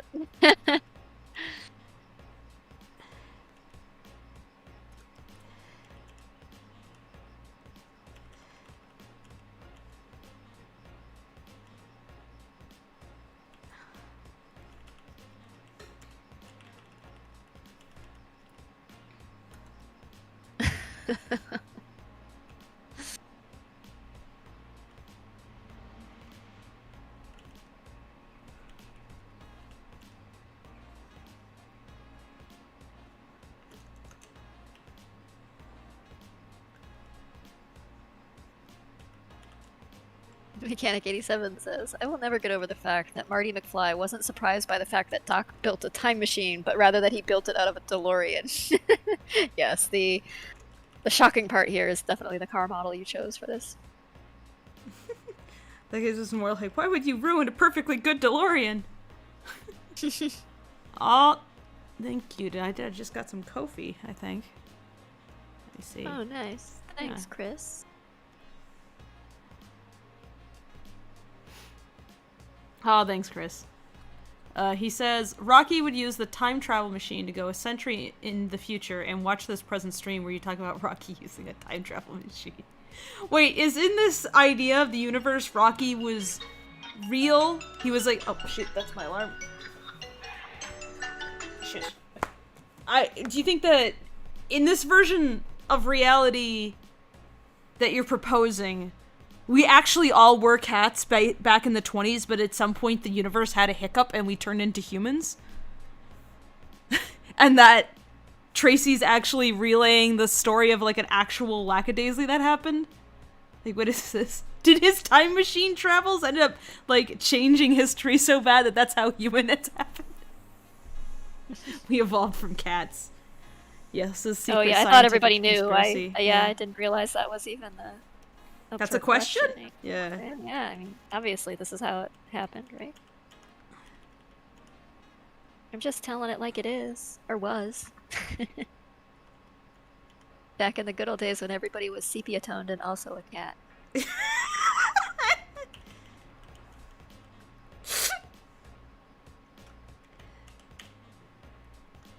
Nicholas Bryant says, I'm writing this down for a screenplay and taking all the credits, you know.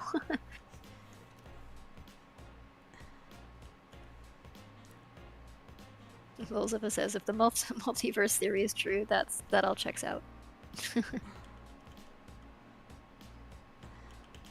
Octomar says, cats are the friends we made along the way. Welcome to the Lackadaisy work stream, where you can learn all about ritualistic cannibalism, time travel, and and weird Wendigos and cat-faced babies, or was it baby-faced cats? The history of furries. Yeah. Medieval man babies.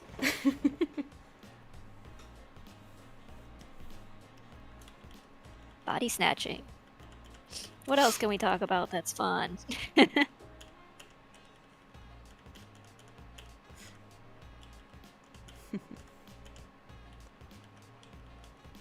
Talk about how I on Saturday I got my car fixed, or not fixed. I got it serviced. The car is fine. It just needed to get its tires rotated, but I had to leave my car with them for like several hours because I was a walk-in and they were taking like appointments only. So I was like, fine, whatever. I'll just go to the park while I wait for my car to get serviced. And the park was like a mile away. And I was like, yeah, I can walk that. I don't want to spend the money on a lift because it's like $10 or whatever. And I don't want to spend $10. Except that, it's not a big deal. I could easily walk that distance and walk back with no issue. It's like a 20-minute walk each way. I like to do that on my own. The problem is that I had my French box with me. And French box, for those of you who don't know, is like a wooden briefcase that you can unfold legs from so that it doubles as an easel. And I had this full of like my paint supplies because my intention was go to the park, go paint things. I haven't done that in ages because of the pandemic, and now that I'm fully immunizing, I was like, okay, I'm comfortable going to the park without being like scared of the park bench. Going like, what if someone sneezed on it though? So, that 20-minute walk was more like a 30 to 40-minute walk, hauling a uncomfortable to grasp wooden box that from a handle that is about 30 or 40 pounds. So walk a mile or so with like just 30 or 40 pounds hanging off your arms. Maybe like one arm at a time, because the nature of like how you hold this thing, I only had like this little strap to hang on to. So 30 or 40 pounds on one arm, and then you're like quickly trying to switch it to the other arm when that arm gets tired, because and my arms get sore enough from doing so much drawing, so I was like, don't damage my hands, don't damage my hands, don't damage my hands. All because I didn't want to spend the equivalent of a hamburger taking a lift. Got some good paintings in, though.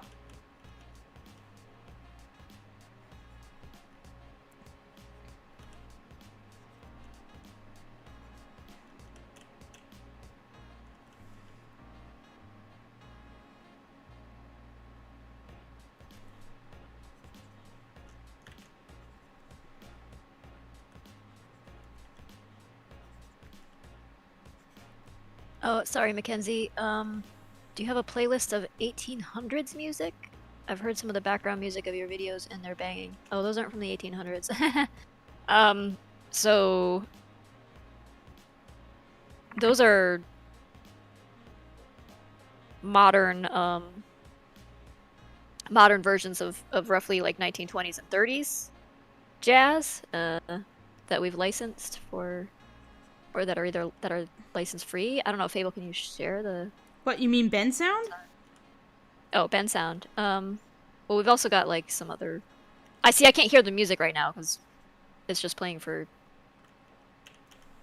Yeah, we can't hear it actually. It's just a file that's looking for us. Do you want to post a link or... Ben Sound? I don't know, because Newt was the one who got it, not me. So yeah, I don't actually know the proper link. Yeah, I don't know exactly where he got that from. We'll have to get back to you on that, I think. But yeah, there's lots of like licensable music like that, but there's also like lots of actual old music on Spotify. I have a playlist of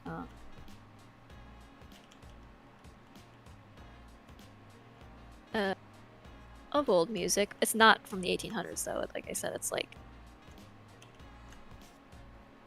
early 1900s.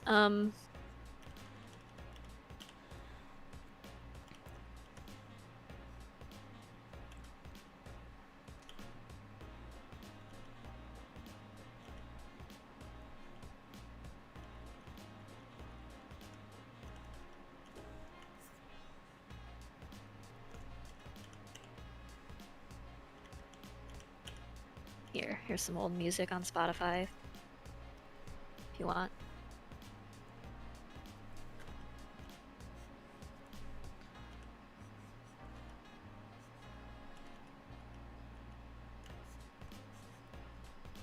Rosestad says, "Why are hands so hard to draw?" They're fairly complicated. Too many joints.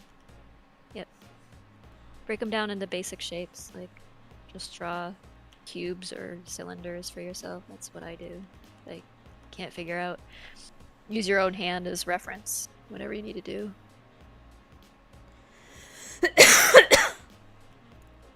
Electro swing is modern music. Like, what it is taking old time music and basically putting it to digital digital beats and things. So with a much usually a faster beat for.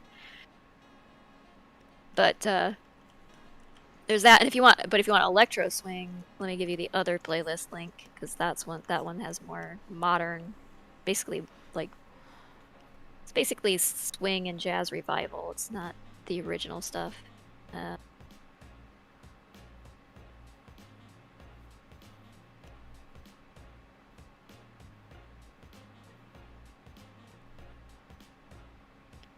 Here, this one has more modern music, but with that flavor, that old-time flavor. Chris says, do Tracy and Fable know about this Discord poker night server? No. What about it?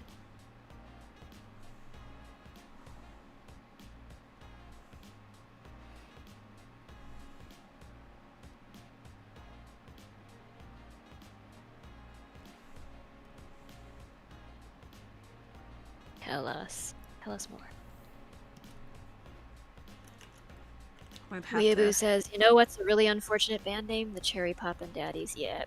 That's probably the intention. Not subtle at all.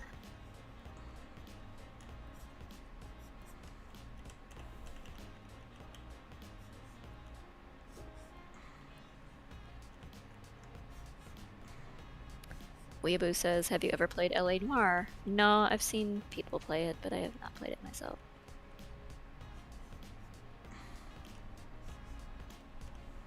It's a good looking game. I like the style, obviously.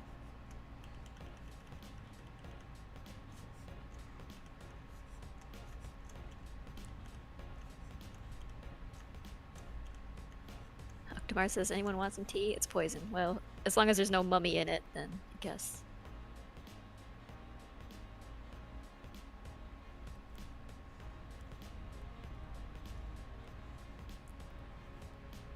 Haha, production says, how about the Mary Poppins nannies?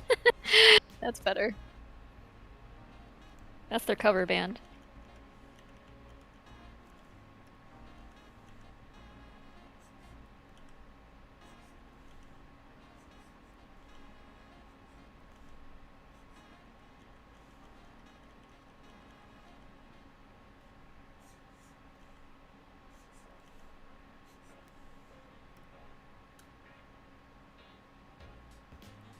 All this needs to go faster.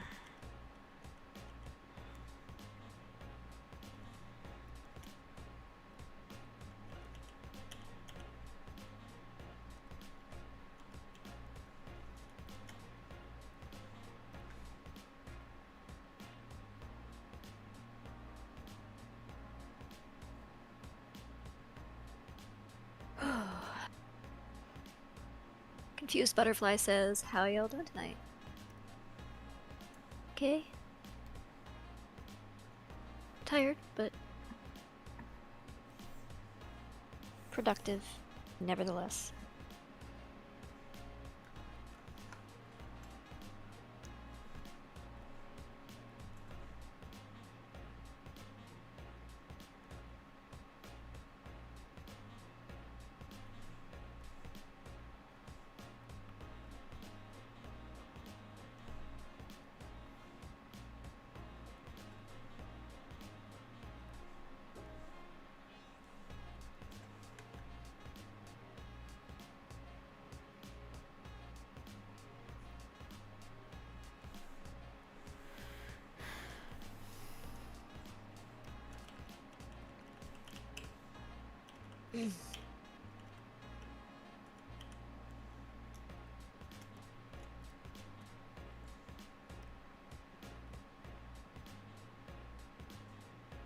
Oh, the Ned Flanders theme metal band. The Ned Flanders band, yeah. I think I gotta go get my chickens, so I will be right back. Okay. I'll let this sleep while I come back. Oh, Chris says, the Discord Poker Night is Discord making a feature to play games inside of Discord. You may or may not have gotten an email about the Discord server. You can play Texas Hold'em there. Wheat. Yeah, I did see they had, like, they put out some kind of press release update thing about their new look and logo and everything. I did not read it fully. But I should have, because I spend an awful lot of time on Discord, so. That's very cool.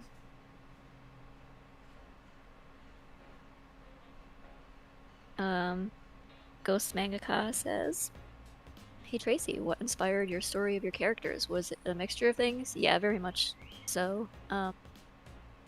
It came from, well, I bought an old house in an old part of the city, and got kind of interested in the history of the house, and that kind of led to being interested in the history of the location as a whole. I started reading about the caves underneath St. Louis and what they'd been used for, and largely for brewing and things. St. Louis was a big brewery town back in the 19th century and early 20th century. I mean, it still kind of is, but they used the caves to lager beer and traffic it around and store it and host beer gardens and things like that. And then when Prohibition happened, criminals started making use of it to hide beer and alcohol and traffic it around. And I kind of just took that idea and thought it was pretty cool. And I had been listening to a lot of jazz music also at the time, and I'd been listening to a lot of like jazz and jazz revival and swing and things like that just kind of got me interested in the time period. And I had all these cat characters from my childhood that I used to draw all over my school notes and things that I didn't really have any context for them, but then I like just, I don't know, they came to mind in conjunction with this time and place and setting and music, and all the pieces kind of fell together in that way, and I just took the idea and kind of ran with it because I was working in the game industry at the time, and I'd kind of moved up into a position where I was doing more. I had been doing lots of hands-on art, but then I moved into a lead artist position, and I ended up doing a lot of like portfolio reviews and interviewing and hiring and training people and making art bibles and delegating tasks and that kind of management stuff instead of like having my hands on the actual art, and that was very frustrating. So I needed like some kind of outlet after work to do actual art. So that's like I just kind of like felt like I needed to do something, and so the comic came in, and yeah, so that's how it happened. I thought I would be doing it casually on the side at first, and then it just like took over my entire brain. So yeah, now it's my life.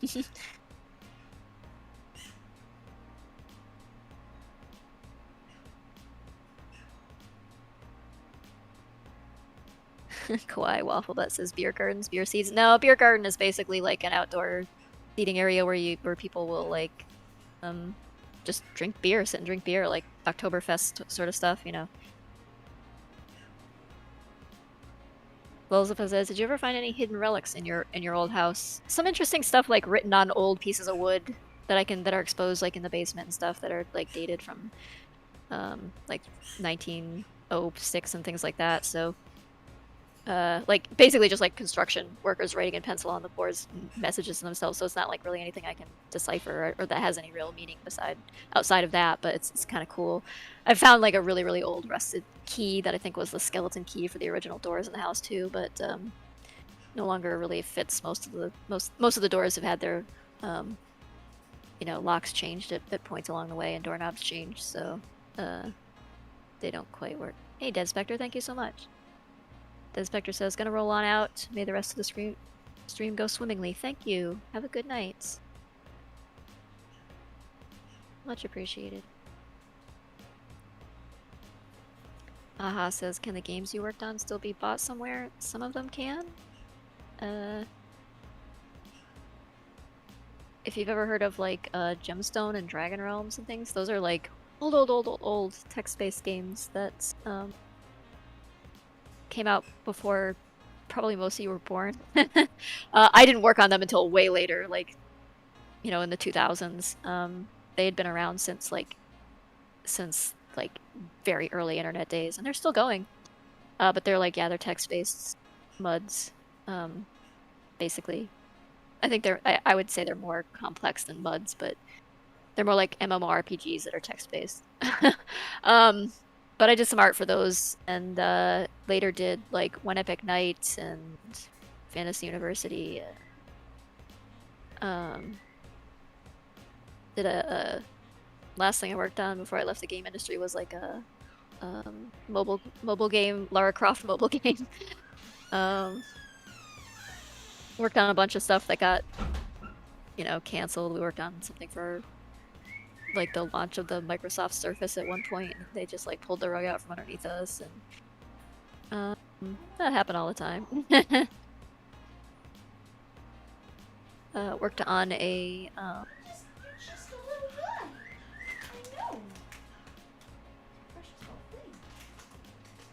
dragon like combat game MOBA that was supposed to come out that also got canceled, which broke my heart because I was having so much fun working on that. Yeah, I worked on various iterations of Cyber Strike.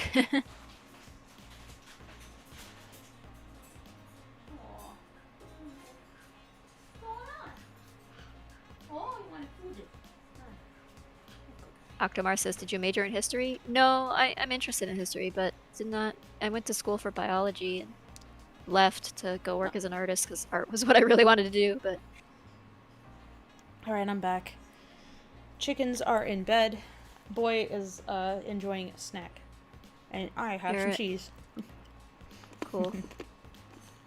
Aaron says, "First Lackadaisy character to be made and fleshed out." Rocky was definitely the one that existed early on. Mitzi and Rocky were the two first because they were named after cats I had as a little kid and grew up with. So yeah. Yeah, but the art of them was so different. The art was very different. It looked very Looney Tunes. Like yeah.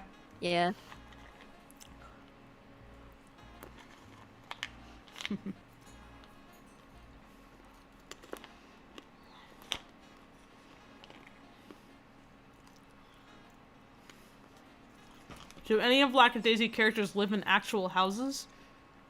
Well, I mean, Yeah, Rocky lives. Well, I mean, they have houses. A lot of them do, yeah.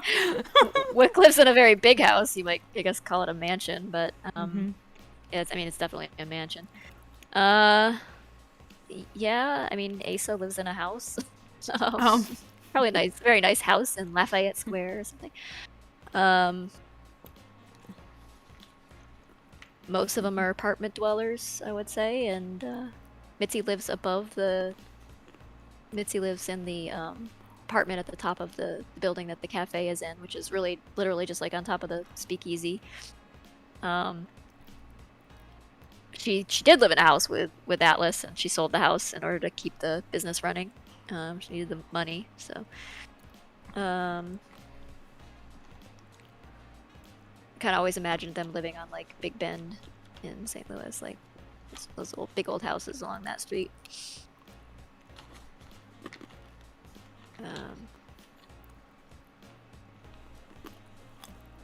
Oh, like houses that actually exist in St. Louis. Oh, the actual houses? Well, Wix is based on Vouziers, which is an actual mansion in Florissant. It's been, unfortunately, appropriated into like a corporate retreat for, I think, a Boeing. Is it Boeing? Yeah, I think it's Boeing. So it used to be something you could go look at, but now you can't. You are not allowed. It's all security all around it and stuff. Can't even get close enough to it to photograph it anymore. Sad. Because it's really beautiful, but...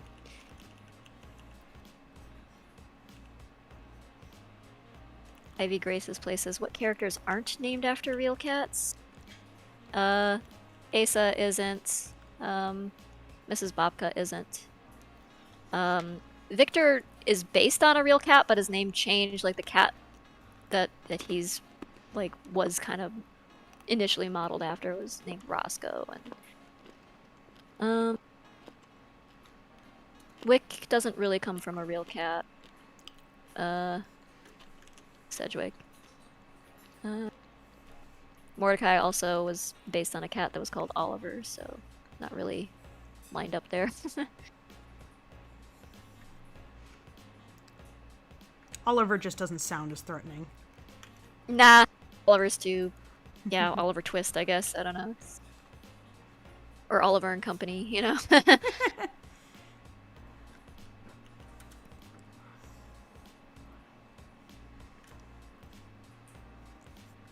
I mean, Freckle lives in a house that exists in St. Louis. I mean, it's a for real house.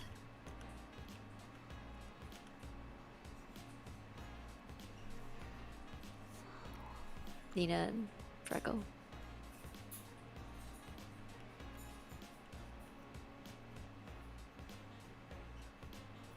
Chris says, if you had to choose one member from the Lacka crew to voice the entirety of the Lackadaisy characters, who do you think would be the Lisa. best and worst? Lisa, obviously. Lisa. Yeah. Oh, actually, we joked about doing like a Lisa cut where Lisa does all the voices. We got some pickup for some goof scenes at least for later. Yeah, didn't we have her read some of Victor's lines? Yeah, it was pretty good.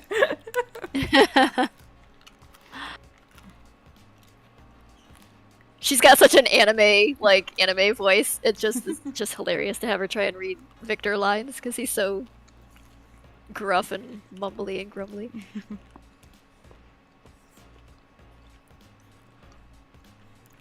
It was funny because she could have actually done a good job, but we told her specifically to do it as if it was a bad dub.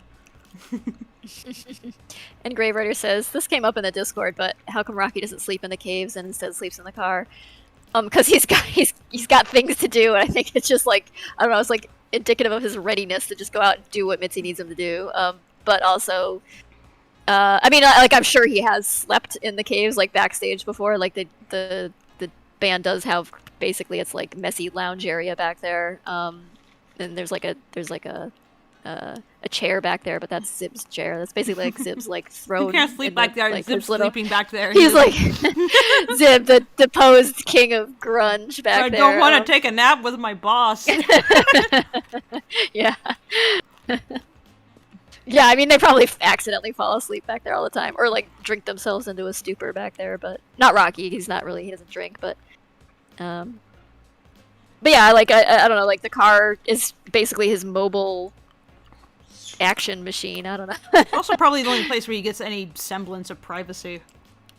Come to think of it, I mean, unless he wants to go sleep in like a cold, dark cave. That I mean, it is a cushion back in the car there. Yeah, it's a smaller space to warm. A cave would just get cold. Yeah. Also, I don't know. Maybe he has maybe be uncomfortable like sleeping around all the time. I don't know.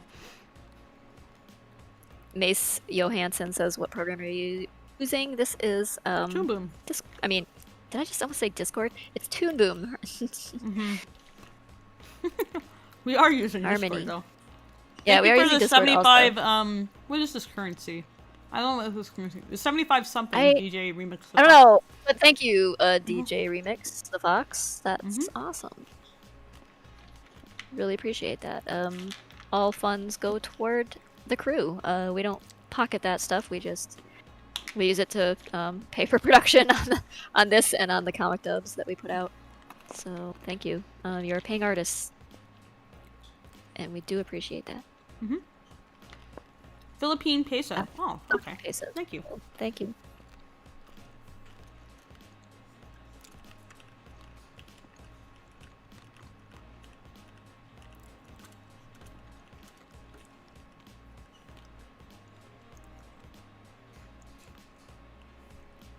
Diesel Rock says, did cars back then even have heaters now? No. Or was it just a hole in the firewall of the engine I bay? wouldn't trust Rocky Yeah, I mean, with a if heater. your engine overheated, it'd get pretty warm in there, but yeah, no, they didn't have heaters. They didn't have radios at the time. They didn't even have electric, well, some of the newer vehicles at the time did, some of the fancier ones. Okay, like, but now you have me picturing, like, the first time that Yeah, Rocky is offered the car, and he turns the engine on inside the garage, and it's, like, filling up with... it's starting to fill up with exhaust. And yeah, Victor just don't comes do in, that. walks over, turns off the car real quick. He's like, "Oh, what'd you do that? I was making anything toasty." It's like, I mean, you wanted to test yeah, it. Victor might have thought better of that later and been like, wait a minute, why didn't I just let him do that? Take a very long nap, Rocky. Goodbye. He had the opportunity and kicked himself later for not having done that. Oh, God. That's awful. Somehow the lesson stuck, though. So he never got to take advantage of it later.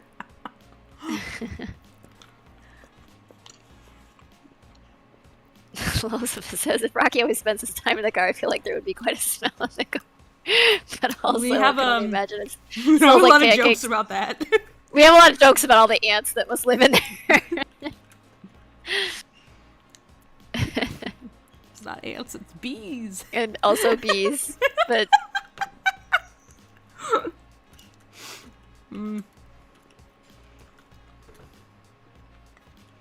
And Grave Artist says, so out of curiosity, and sorry if it doesn't make sense, did Lazy Daisy Cafe ever do good business, or was it always just a front for Lackadaisy and not make much money?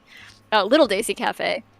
And yes, it did. It was a legitimate cafe before Prohibition, but Atlas had access to the caves by way of his property there, and he's like, well, I'm not going to let this go to waste, so...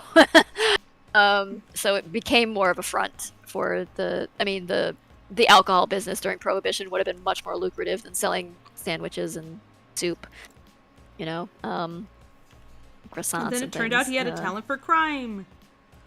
Yeah, well, he had already dabbled, but he and Asa used to run like little gambling rings and things when they were young, and so he had some experience doing some underground shit. But I mean, Prohibition just turned that kind of illicit stuff into those little grifters into big time criminals, wealthy, you know, empire running crime bosses.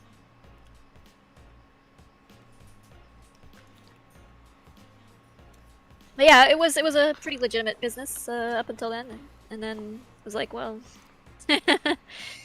I mean, they still do operate. It's just kind of a. I mean, they put Ivy, who has questionable culinary skills, up at the front desk to make people sandwiches and, you know, fry their grilled cheese and pour them a glass of milk, whatever, sloppily she will do. So they're really not banking on that, keeping them afloat. It's the poor gangsters, though, that have to eat from there. Yeah, and it's also convenient because they do feed, like, you know, they feed the crew. It's Not like very craft well, services though. for criminals. Yeah, not well. It's probably like half the reason why all those guys left the Lackadaisy for Yeah, like the food here is so good. Food's better over here. Yeah, the food's better at the fuck this shit. hotel. Hotel does buffets, so we're going to work there.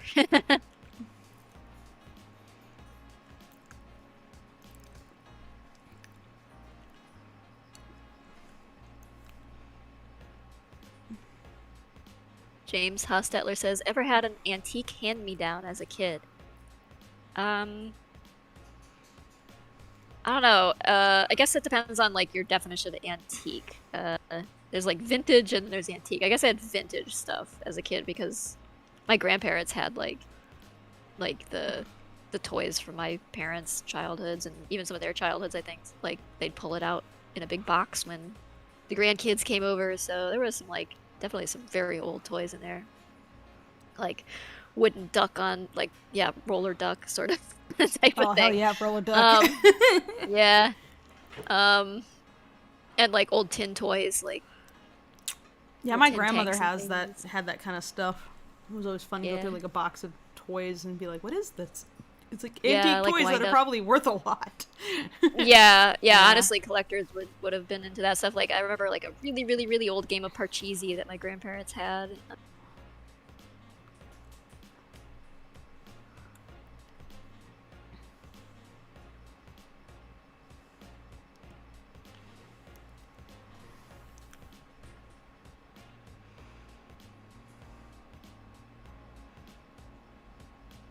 See ya, Ivy Grace's place. Sorry. I can't read. Ghost Mangaka says, "Tracy, who's your favorite character? Why?" It changes on a day-to-day basis. Depends on who I can relate to best at any given point. Sometimes you're kind of just like vibing more with one of the characters than the other just because of your mood. And then if you are drawing them or writing them, it comes easier if you're kind of in that same headspace, like very grouchy Victor days or extremely hyper Rocky days or,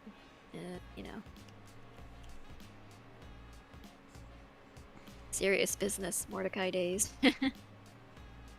Or I need a fucking drink Mitzi days. A cat for every mood. Yeah.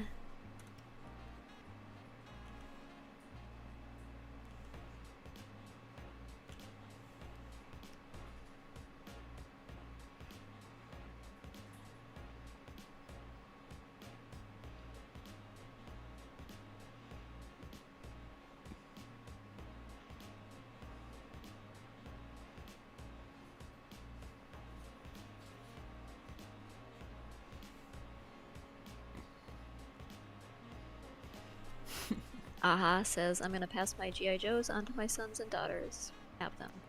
What days are freckle days? Cool. No, actually, like, Freckles, like, mild-mannered milquetoast side is pretty much, I mean, I can definitely relate to that most of the time, because that's me, reserved and quiet and guilt-addled, and I don't have, violent outbursts, but sometimes it's tempting. I don't know. No, I'm as someone who has had violent outbursts. Good, they suck. Yeah. No, I've had my rage moments. I take that yeah. back. I have had rage moments, definitely. I don't take it out on other living things, though. No, I have smashed many appliances, however. No, I used to get into fights as a kid. Yeah, I broke the door on my dryer once, and I've smashed at least a couple of hair dryers. I've smashed phones, landline phones, and cell phones. Just getting like unreasonably angry at appliances as if they are malfunctioning to anger me or something. Yeah, it's just it's a safe dumb. target, but it's always because it's I'd rather like, take it out on something like that than if I hit somebody or an animal or something, I'd never forgive myself. But it's like, but it's always like a buildup of like other shit is bothering me, and I take it out on like appliance. So, like, and the appliance does something stupid or fucky, and then I just like all of that anger just like narrows in on that thing and like smash you.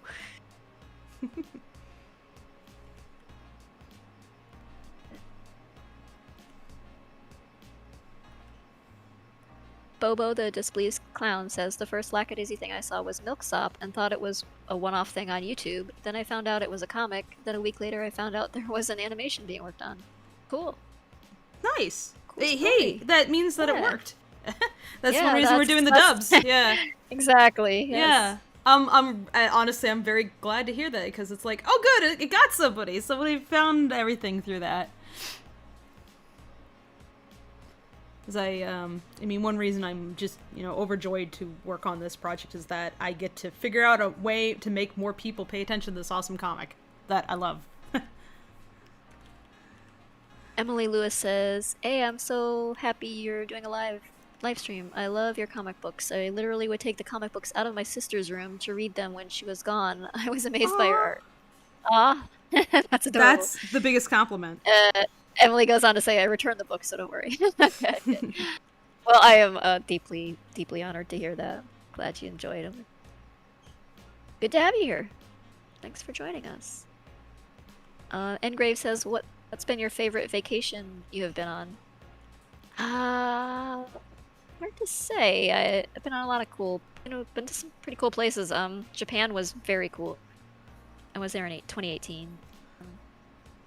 England, Australia, New Orleans. I love New Orleans.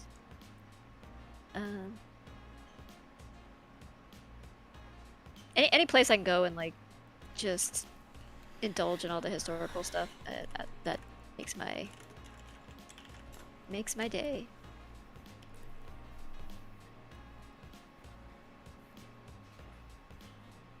I don't know. Do you have a favorite vacation, Fable? Me? Yeah. Depends. What am I doing on the vacation?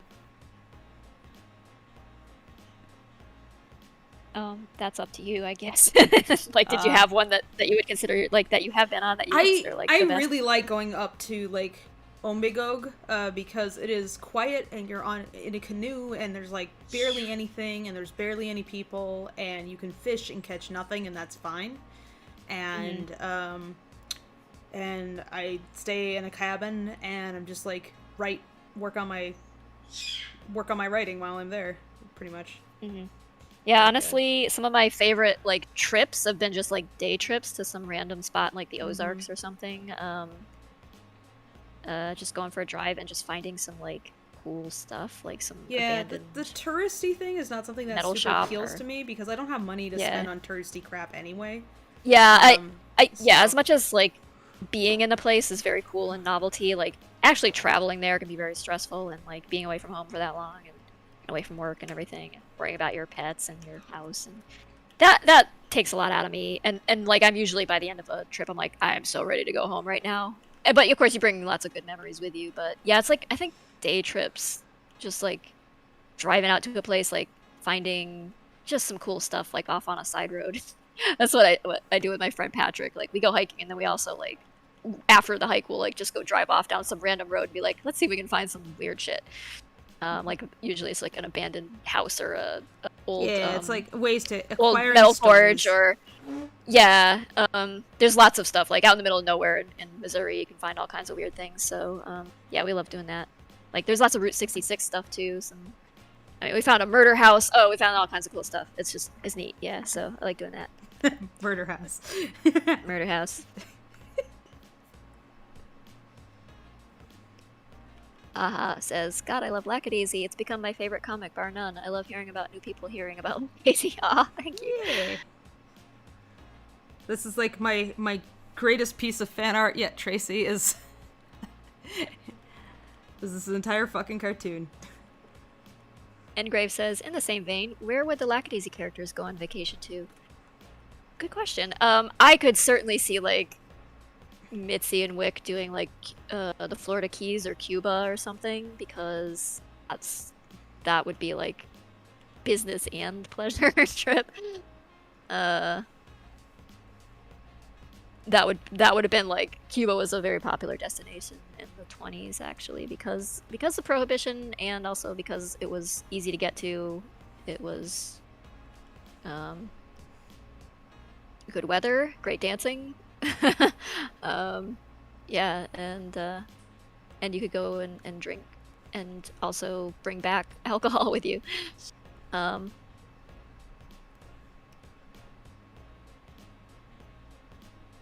For the other ones, I don't really know. Rocky's been all over the place, and he doesn't want to go anywhere else. He just wants to be at a place that feels like home, really. Zib is kind of nomadic at heart, but I think he'd like to be moving around at all times, really. Be it New Orleans or New York or you know, California or whatever. I could definitely see him like wandering out toward California at some point. Like the weather, I think would appeal to him. Sit in the sun. He'd end up being like some kind of like Jimmy Buffett type.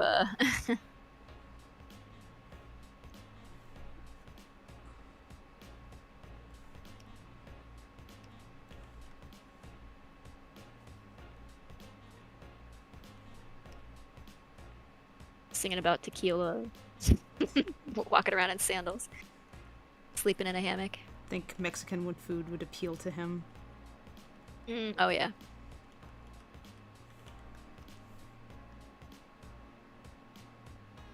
Hankbot says Nina probably supported prohibition. Mixed feelings, I would say. There's a lot of politics it's a little complicated.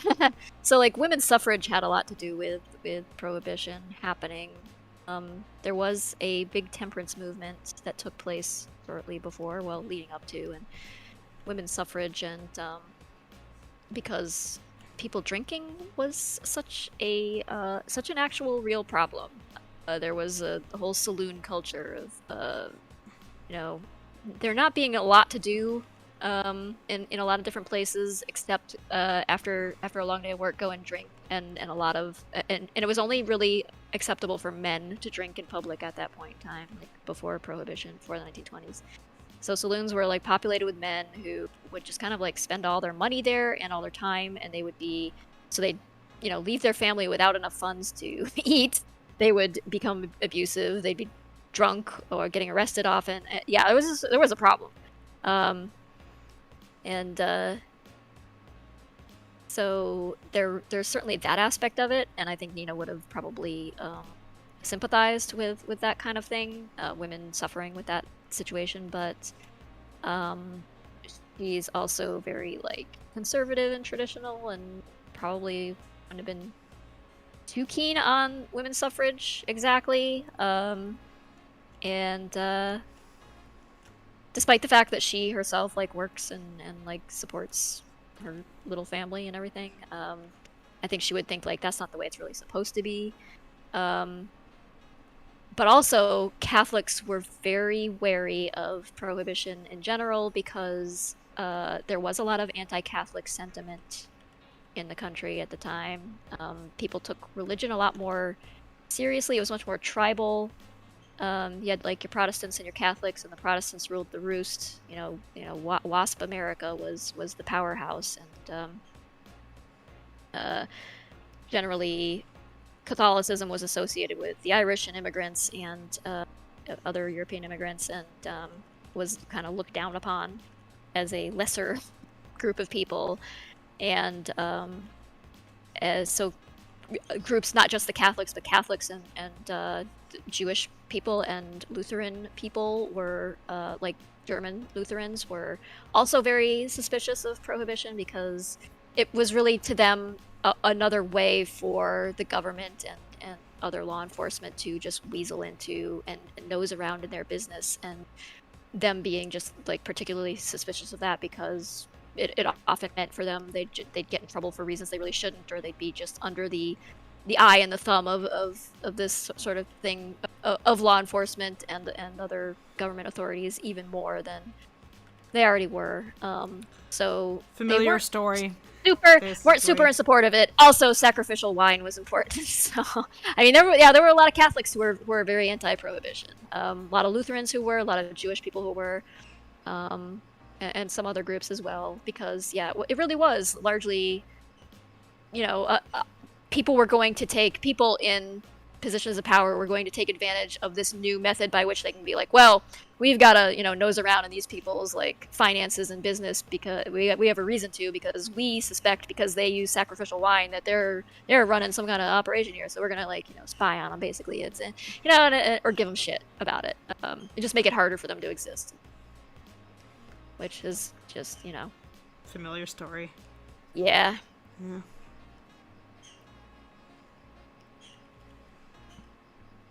Yeah, Confused Butterfly says, do you guys have a least favorite character?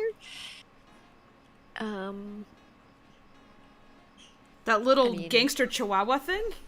The gangster chihuahua. Sleep with the fishes? Possibly Cactus Friend is best and worst character? Yeah. I don't know.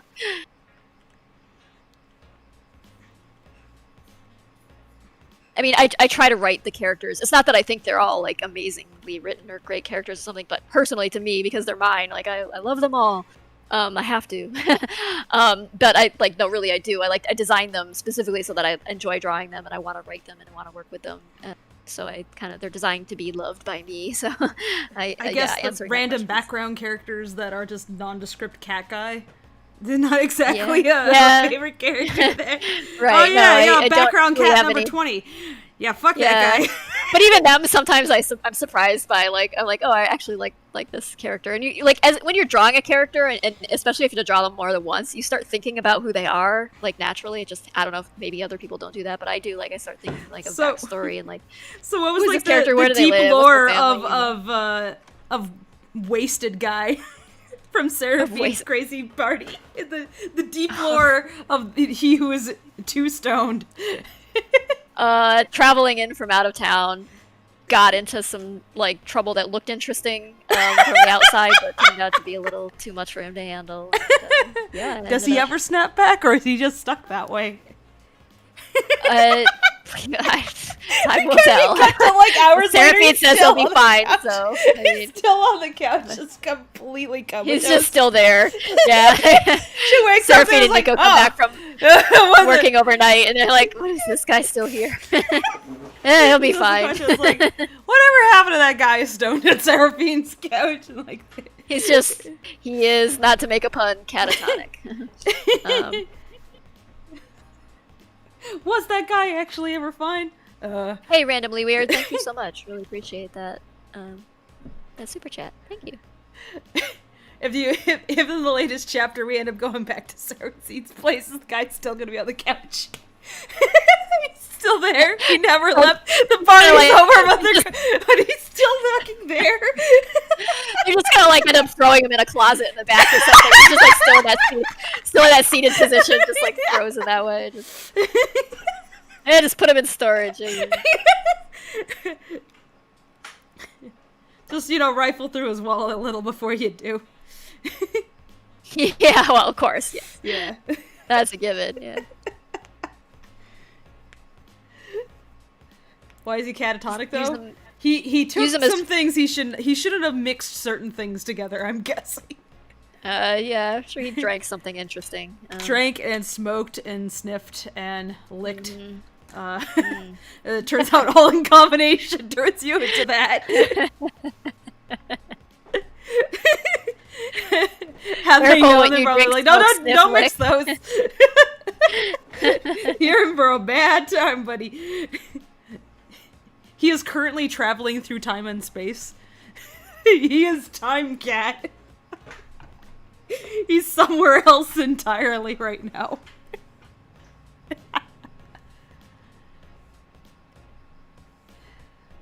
A Confused Butterfly says women used to have tea parties, but instead of tea, they had teapots with moonshine. I mean, yeah, women. I mean, even though women couldn't drink in public, or at least it wasn't socially acceptable for them to, unless they were.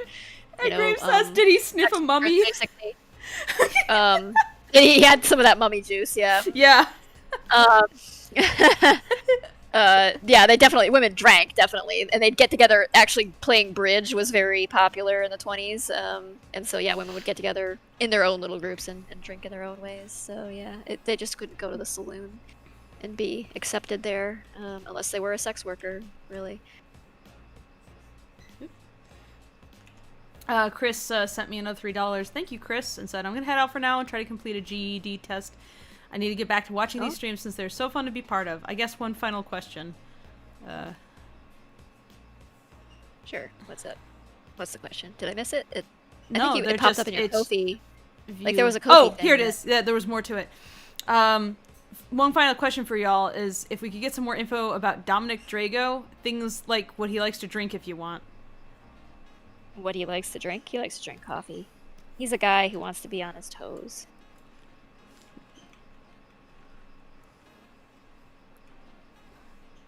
Bioshet gives I mean- $5 and says, women drinking led to the Singapore sling.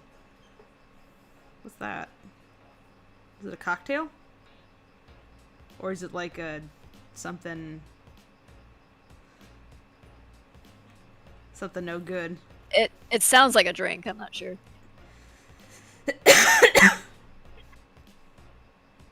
We'll have to look it up.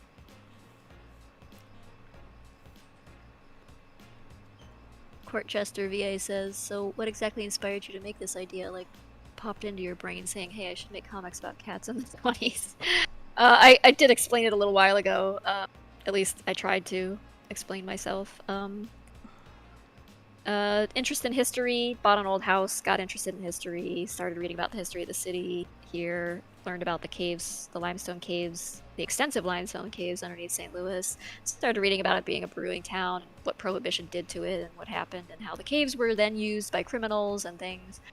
I love cats, had a lot of cartoon cat characters that had no context when I was a kid, and those two things kind of like melded together into a thing, and it seemed like a natural fit somehow, like cats and gangsters, and I just love the aesthetic of the 20s. I love the clothing and the Art Deco and cars, and just kind of felt like, yeah, this just feels right, and so I ran with it.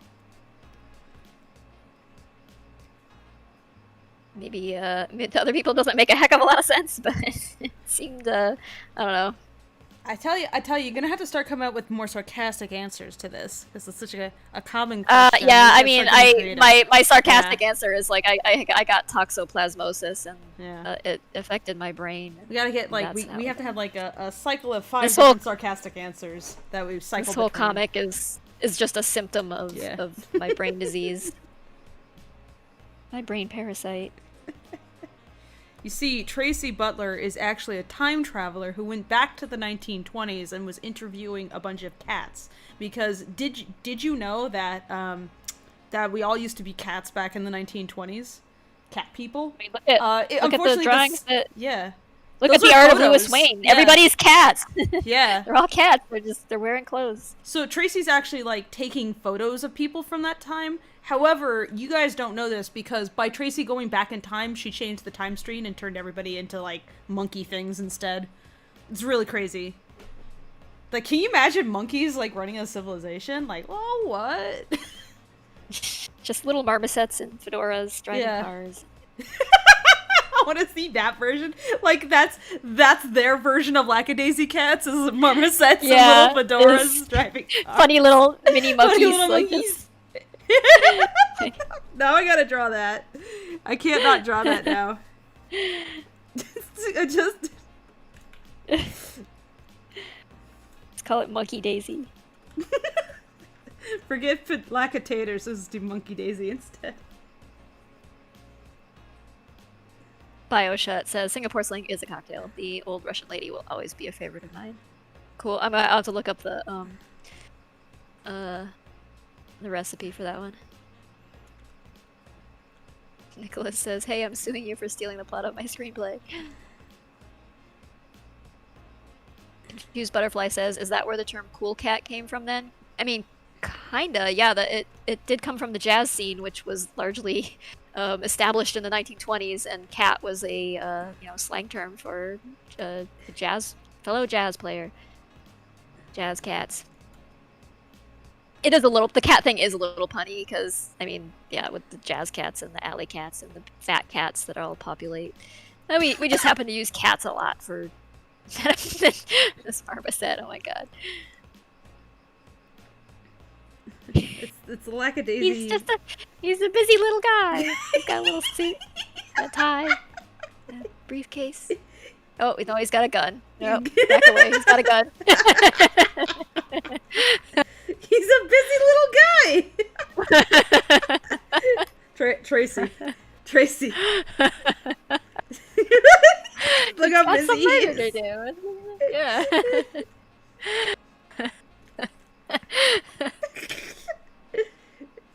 This is like what is in the cartoons at the time. Is they just have like little monkeys. That's what their cartoons are. So like funny cartoon animals, just little monkeys.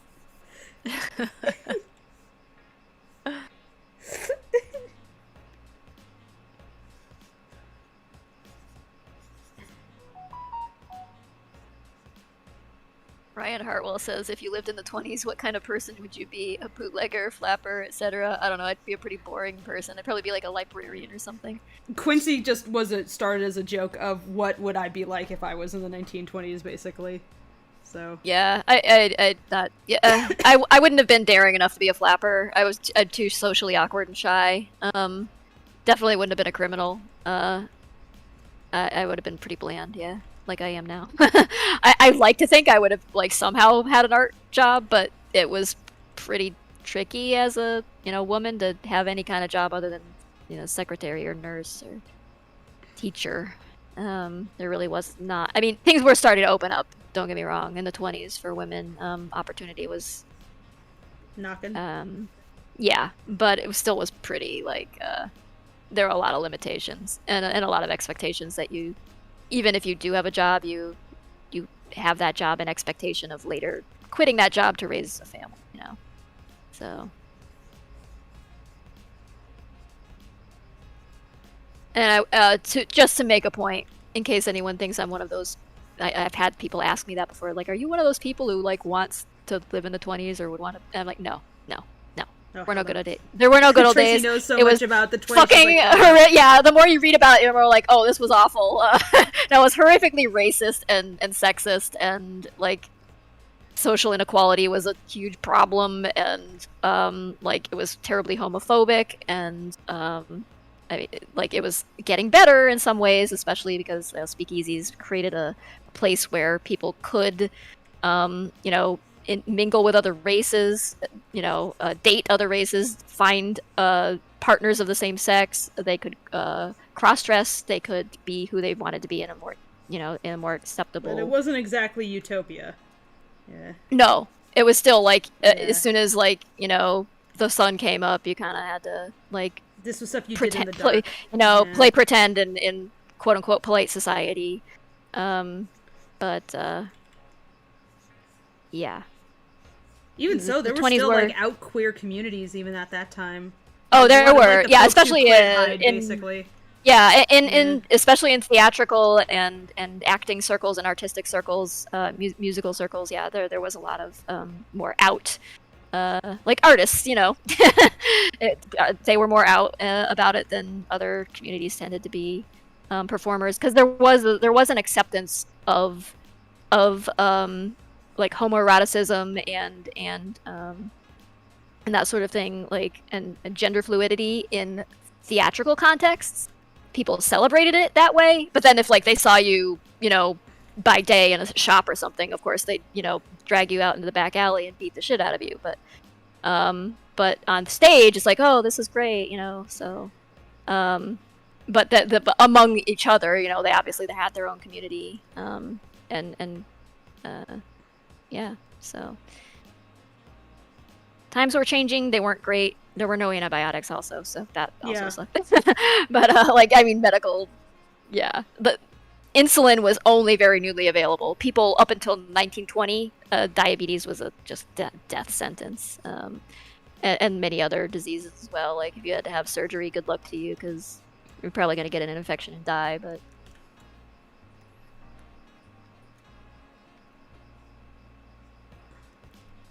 polio and typhus and lots of still child mortality was still pretty high. Getting better, but yeah.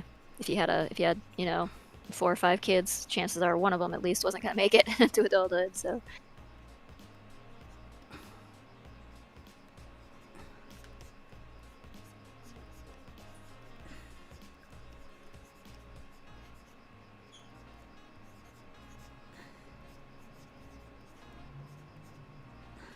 Yeah, they had their own pandemic shortly before the 20s as well. It was Spanish flu.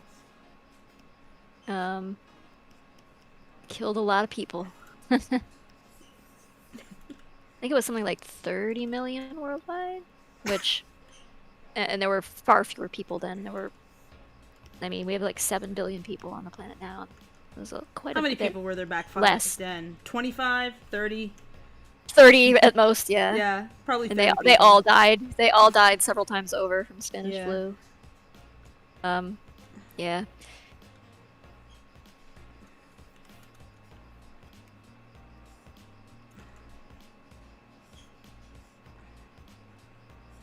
Octomar says, I got every single disease, even the ones that don't have names yet.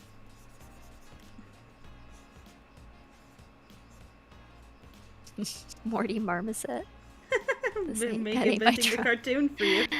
Yeah. Here's your in-universe cartoon. Morty Marmoset, and that ain't my trolley. He's a busy little guy. Yeah. Busy little gangster. He's very charming. A little polka dot. This is the Sunday morning comics that Rocky and Freckle read. Morty Marmoset. It's their favorite. Next to Cats and Jammer Kids.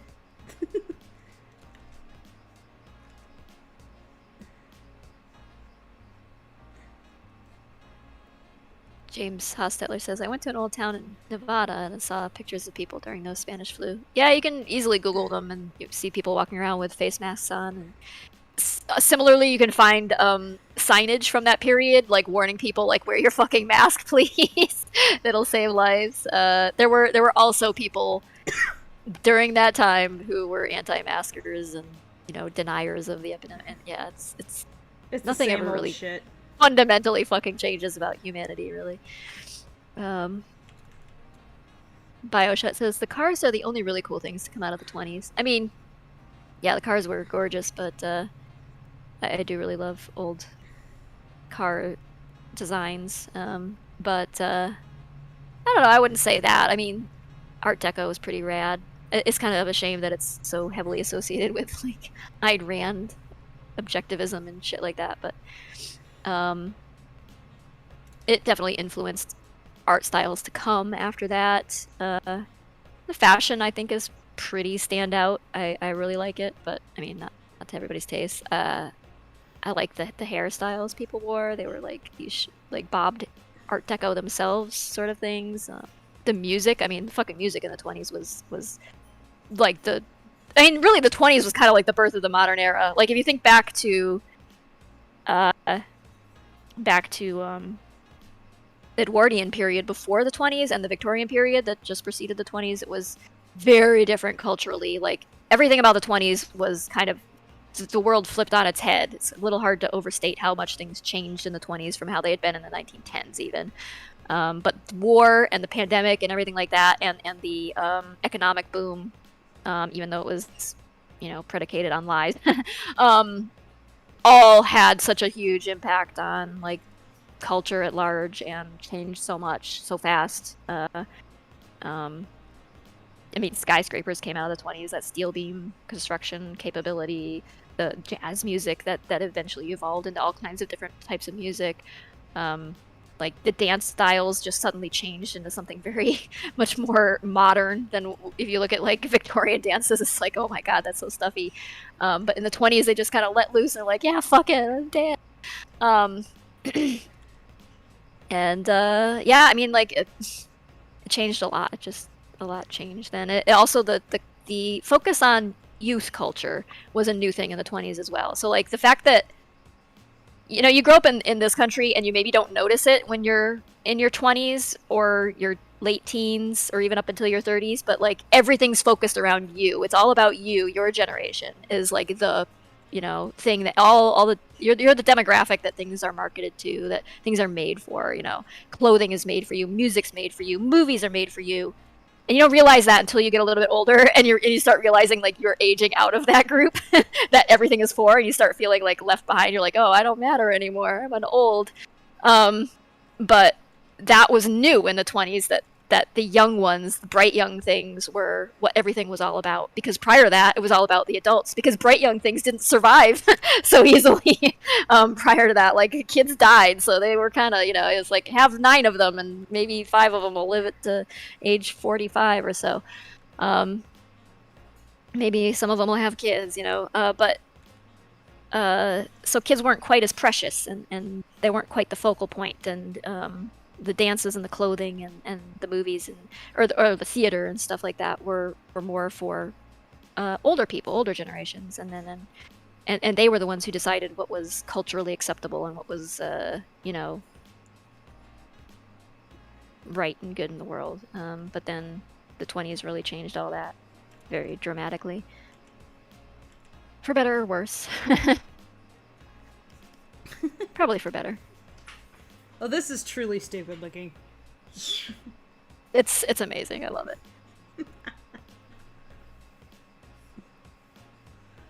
Truly, truly stupid. I like the happy daisies. Yeah.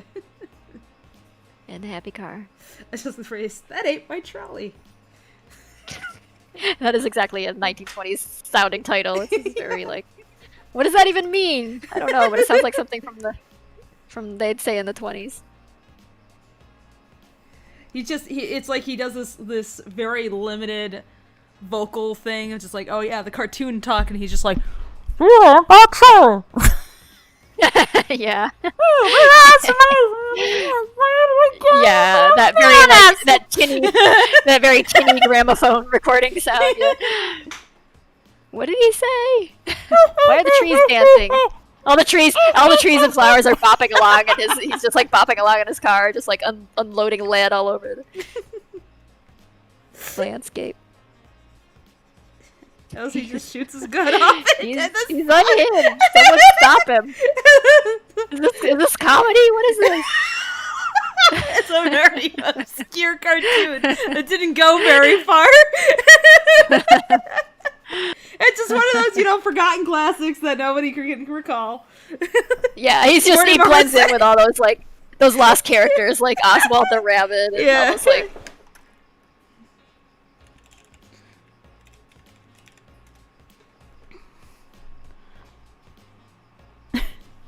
I'm posting this on the server.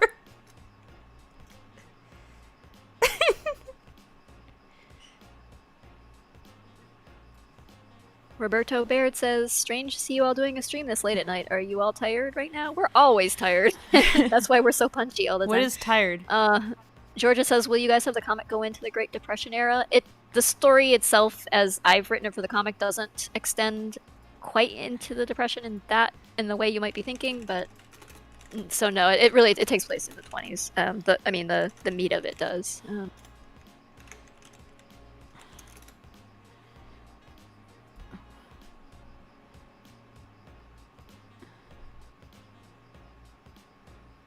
Ryan Hartwell says, how do you think the characters would react to Steamboat Willie?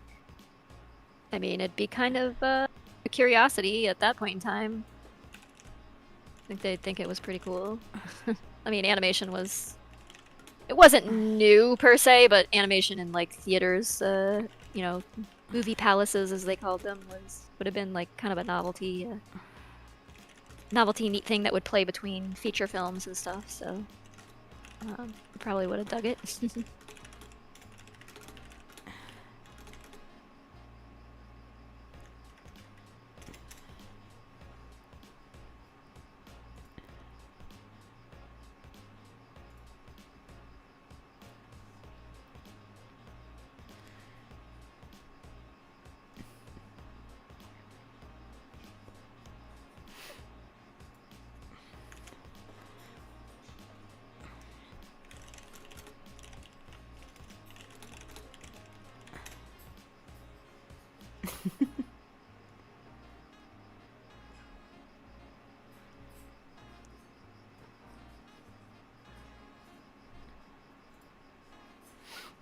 How would the More cats nerdiness react to fan art. Hatsune Miku? Hatsune Miku.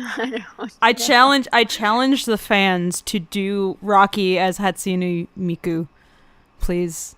I need to see Rocky in Hatsune Miku's outfit and wig. Please. It's very important. Sure.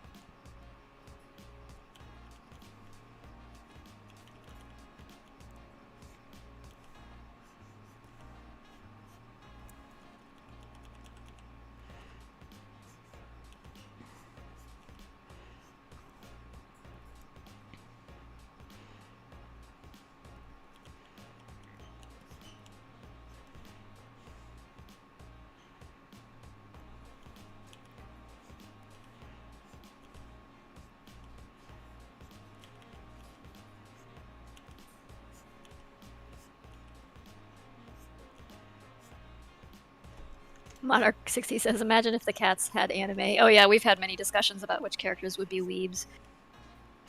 Wick. Yeah. He's a rich weeb. Rich weeb.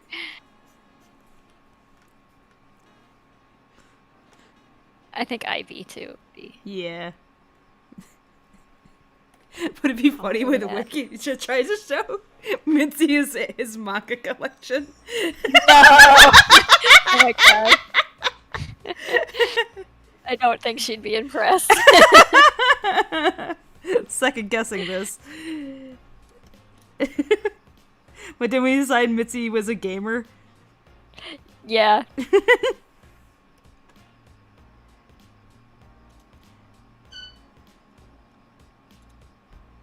But she's the kind of gamer who makes other gamers cry. That's how they met. Yeah. he liked that. He liked that in a gamer. Wow, we've been making Wick really interesting throughout this short. It's fall. Brad started it. I like this version of Wick that we've come up with. He's just like a degenerate, actually. He looks so yeah. And Gray says, Fable, have you put the maple syrup or honey to use in something yet? I straight up was eating the honey, and the maple syrup I had with some whiskey. It was very good. I had some of the honey with the whiskey, too. We got the whiskey to have with the honey, actually.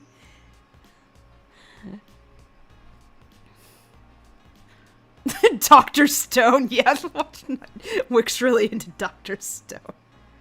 We actually, I watched Dr. Stone, and me and Clint's running joke is that we're waiting for the main character to show up again, the Dr. Stone. Where is the Dr. Stone? Bring it back. That's the star of the show. It's named after it. Where's my Dr. Stone? What's that bread anime that we were watching? Oh, Yakitate? Yeah. And it's like not even the only bread one. It's like there's it's like a theme. I don't know. There's like a genre of bread. Yeah, food anime is like a whole thing. Food Wars is has had a lot. It finally wrapped up, and I was like, really? This is how we're ending it? Sheesh. Yeah. Does Rocky or any of the characters in the group like getting wet because cats hate water? They're really just people that are shaped like cats. Yeah, they're not quite so literally cats. They don't like roll around in catnip. I mean, except for Rocky or like chase laser pointers or Except things for like that. Rocky. Except Rocky would do that, but not because of the cat thing. Just Rocky. But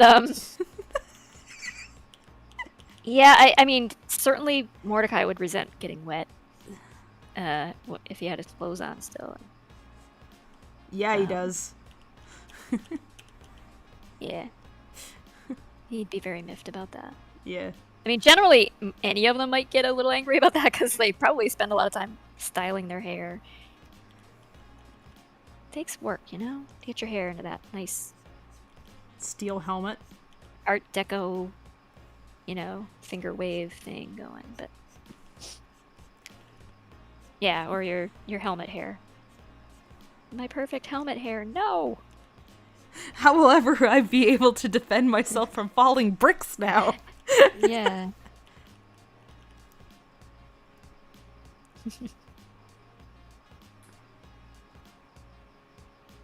Falling pianos was definitely a, plague on society in the 20s. That's why it was in all the comedy routines. It was just this average everyday thing that kept happening. Yeah, it happened all the time. Didn't you know? You never know when a piano will just fall on you.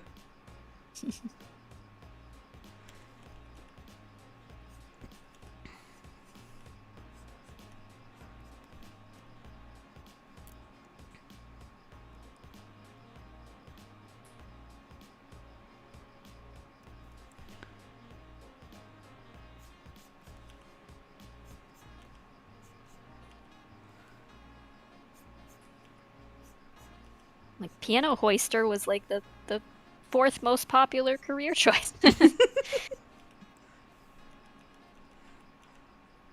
Somebody's got to lift all those baby grands up into loft apartments.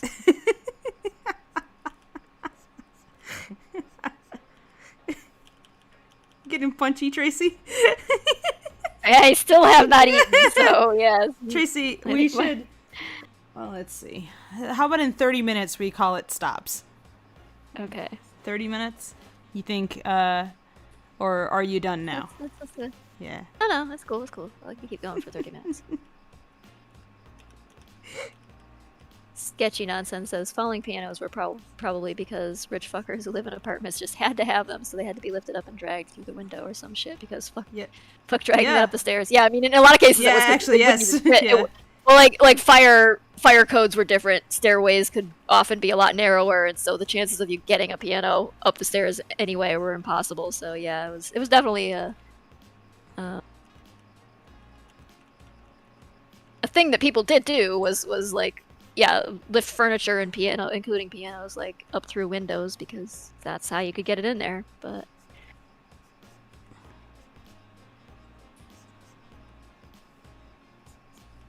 Bioshet says, I can't wait to get the Lackadaisy shot glass. Cool. Yeah, us too. Yeah, we're waiting for those to come in. Just waiting. They'll get here. We're very excited for them. We've worked so hard. Yeah, You guys have no idea. Putting that together. Yeah. That's like its own comedy routine, the Lacka Cube. Engrave says, if you go eat, I'll send you kitten pictures. Oh, I will eat as soon as stream is over.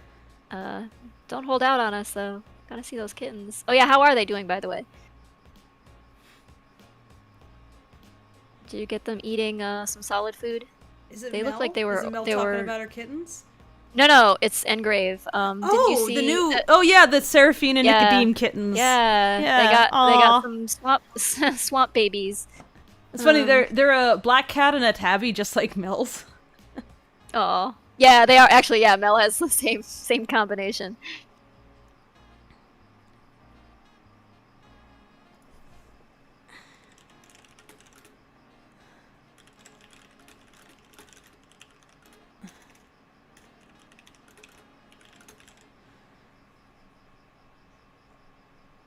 Sky Cyrus says, have you heard of Spider-Man Noir? It's essentially Spider-Man set in the early 1930s. It's pretty cool.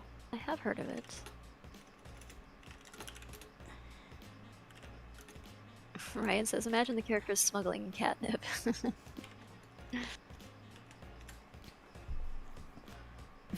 There was the Roblox Warriors cat server that we jumped on. And we had like a whole warrior cat Rocky like stealing cat mint. Dragging what was probably an actual child into this nonsense. Yeah, trying to roleplay with these kids are like, what's going on? We have to take Catmint to the Lackadaisy. This is the speakeasy, and it's a countertop in a house.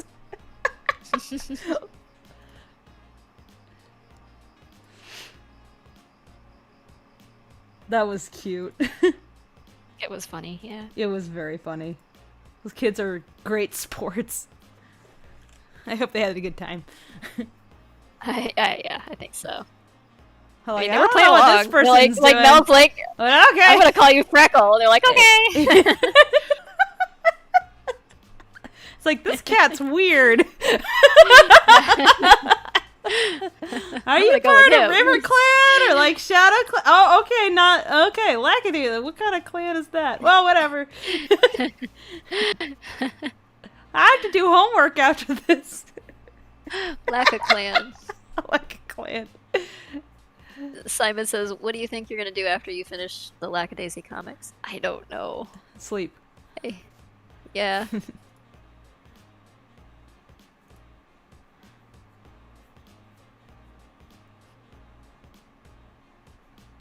Court Jester says, so one story I'm honestly kind of keen on hearing. How did you and Fable meet? Was it because of this project, or did you know each other before?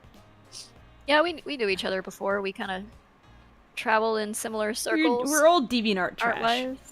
Yeah. Yeah. Oh, yeah. The old guard from DeviantArt. I would see you at conventions sometimes.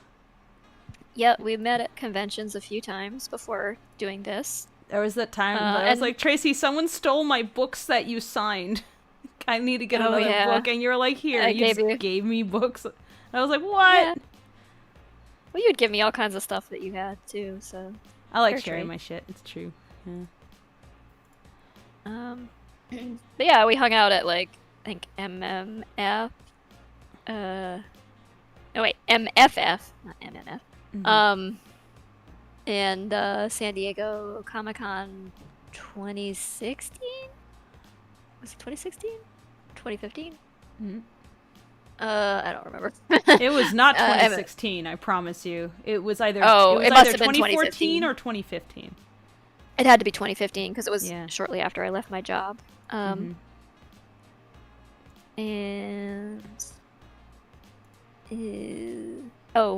Furry Connection North in Detroit. Yeah. But yeah, we had I'd been following their work on DeviantArt for quite a while before we even crossed paths. I knew Fable was working on. I knew of Black Blood Alliance and everything, so I knew Fable's work from that, and I reached out to them when they said I had been mulling over doing a thing for a long time, and they said they were looking for work in that vein, and I reached out and I was like, hey, what do you think of doing a thing? So we started plotting, and what started out as just like a simple pitch, well, not simple, but a pitch turned into a full-blown animation project. It feels like forever ago. It feels simple compared to what we're doing now. I had a different life then. I wasn't doing this. Certainly it has changed a lot of what our daily schedules are like and what our priorities are for the time being, and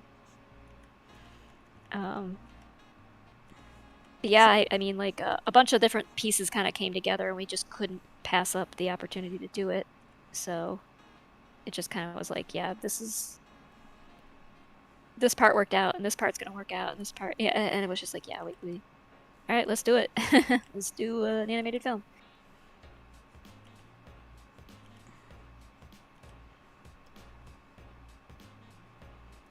Oh boy, I'm not really a fan of how I've drawn this rain.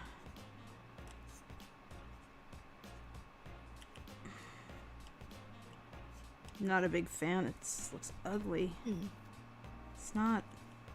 Roberto Bear says, "What jobs did you used to have?" I was working in the game industry. I was a 3D character artist and art director.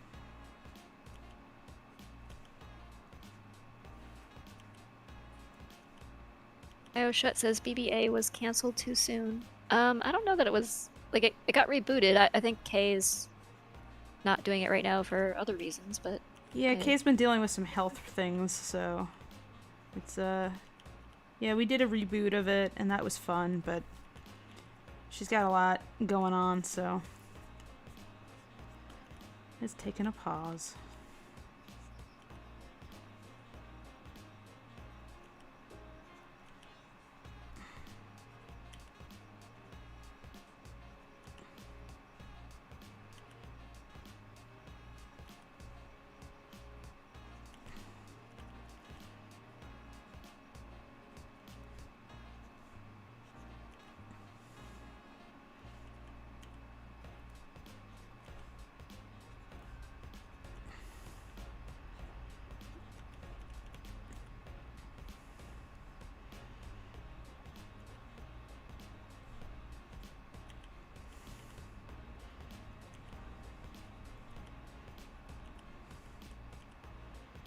Roberto Barrett says, "What video games did you work on specifically?" Answered earlier, kind of, probably not much that you've heard of.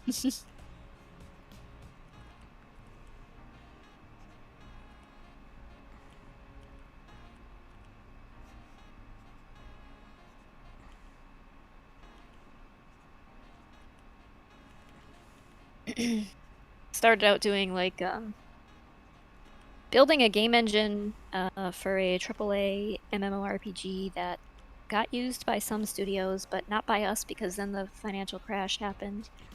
And we switched over. The company kind of barely survived that, and then we had to switch over to doing faster turnaround time stuff like mobile games. So we did that for a while, and yeah.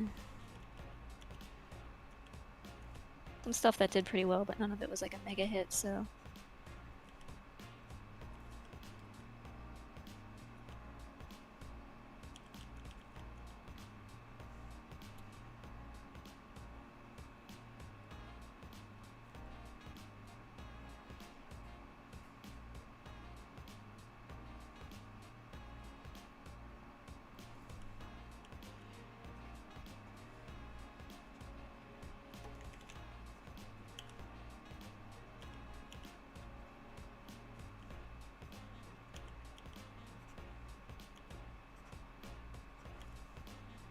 J-Dog says mobile games sound brutal to work on. Depends. Depends on your project manager and if they have scheduled things well, or if you are doing a lot of crunching and other bad practices the game industry is notorious for. Actually working on the game engine and the planned MMO RPG was much harder. We were still like, the company was still doing like crunch time at that point. Like they went anti-crunch after some bad stuff went down in the industry, and it became clear that crunching is bad for everybody. But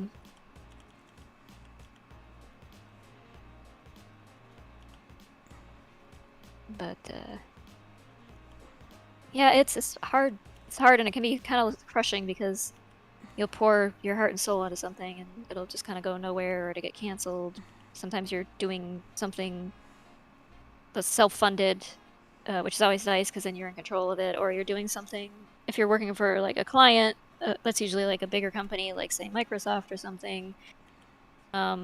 You'll be hitting deadlines for them and like doing all this stuff to please them, having reviews every week.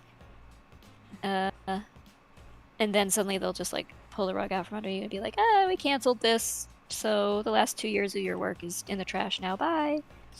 Everybody's time and money is just burnt. Yeah, you are meaningless. and your work is meaningless to them. And meanwhile, you're like burning the candle at both ends, trying to like keep up with all your deadlines and make sure you have demo material for shows and things.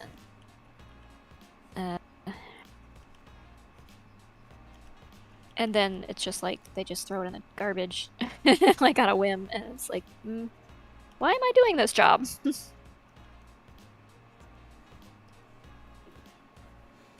I have my own creative vision. Maybe I should do something with that. So, if you can, do. Even if it's in your own free time, even if you don't monetize it. Yeah, you can't allow like a company to be like the arbiter of how you enjoy your art. You just can't, even if it pays well. Yeah.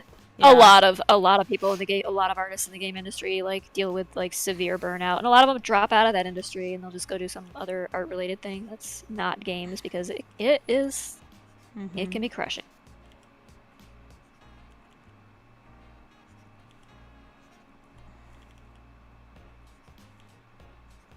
Games will break your heart.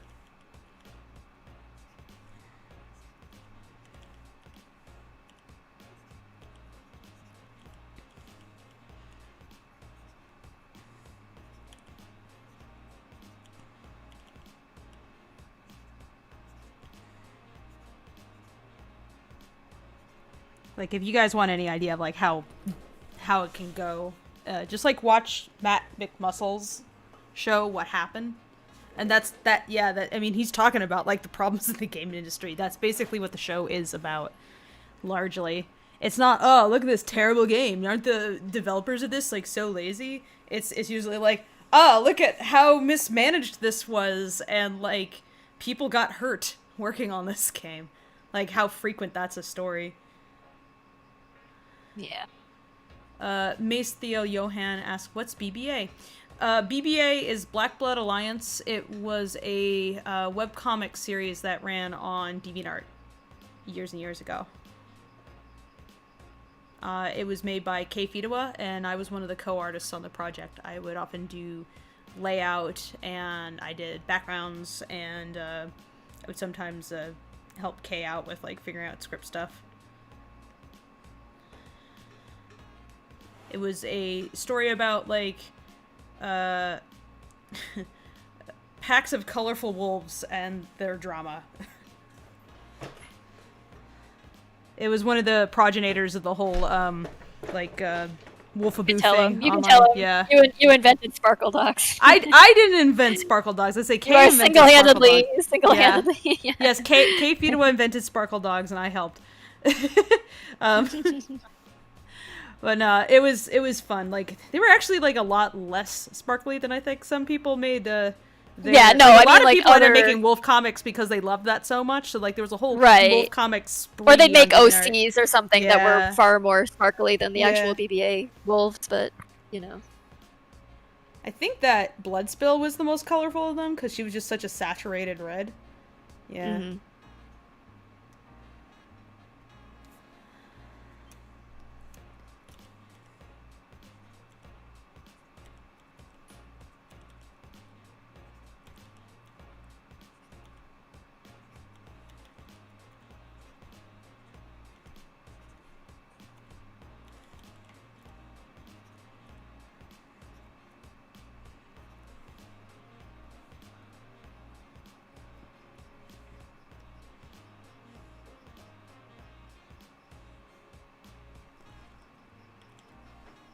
Let's see, I'm gonna look up what Xerox era Rain used to look like. Let's see. I don't think this is gonna come up with anything, but I'm trying to think of where was it raining, and I know. I'll look up Sword in the Stone. They had a whole sequence where there was rain.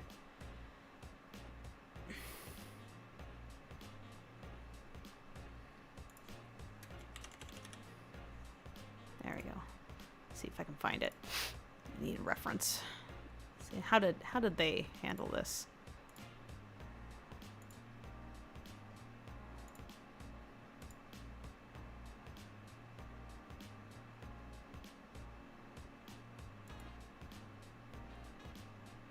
Let's Dog see. says Sparkle Dogs will be the next horror film starring Nick Cage.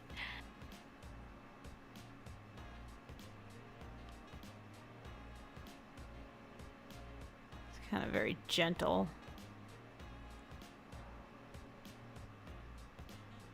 Night, Roberto.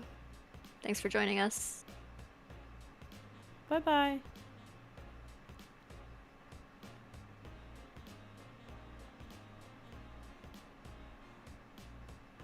Okay, so what I'm seeing is that there's a lot of like dots as well as streaks, and there's more teardrop shapes, but they often have like little squiggly tail, and the more there is, the tinier the dots. Okay. So I need to take my streaks and add bulbs to these, I think.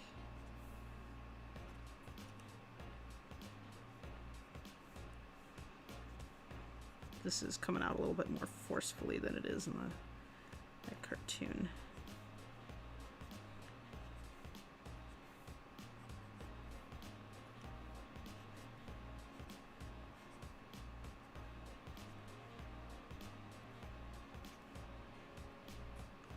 Looks like they often have like a little dot trailing behind each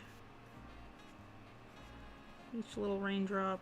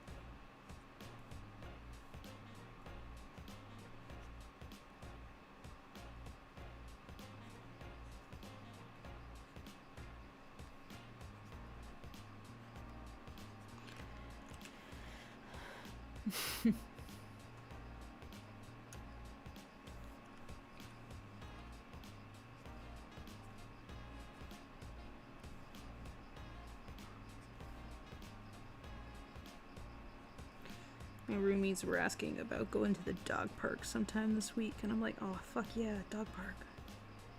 Cool. Yeah, it'd be nice. Dogs? Yeah, I like dogs. Oh, to be able to pet dogs again when I'm out in public. Now I can, like, pet dogs. Do you know how hard it was for me not to pet every dog? I was like, I would pet you, doggo, but I don't want to get the plague. And it's like the cutest puppies always like, why won't you love me? And it's like, no, puppies. They want to play, and I cannot play with puppies. This is terrible. What a year. Imagine a puppy running up to it at you, and you can't pet it. Imagine. Won't someone think of the doggos? There's this, this very, like, sweet husky on, a block away from me that I frequently see on walks. And she's so sweet and she's so friendly. And I'm always like, hey, Blue, what's going on? She's like, ah. And she, like, presses herself against the fence. But for a year, I could not pet Blue. And so she would just, like, would be sadder and sadder because, like, people wouldn't pet her anymore through the fence. And so she just stopped getting up to try to beg people for attention. And I was like, no, Blue. I promise we love you.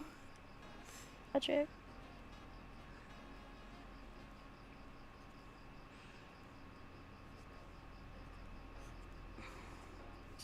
Poor baby.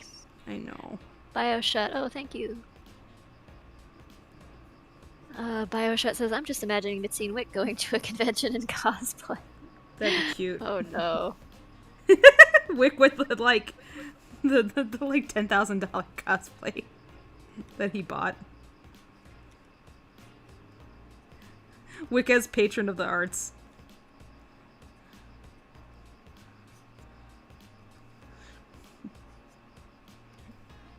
Would Wick tip his artist?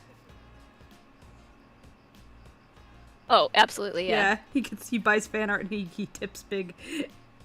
That's not enough money here. Yeah, it'd be kind of an ego thing for him, really. Yeah. He'd do it because he can. I mean, if you're gonna. Yeah, sure. Yeah, I mean... Yeah, you want a tip to assuage your ego? Sure, buddy. I'll take your money. Court Jester says, I long for the day where I can return to conventions once more. I miss being with my people. Yeah. Yeah, it does suck that conventions have been so set aside. Weird. We did a few panels with online conventions this past year, but it's not the same, obviously. Nah, you don't get to hang out with people afterwards and joke. Yeah.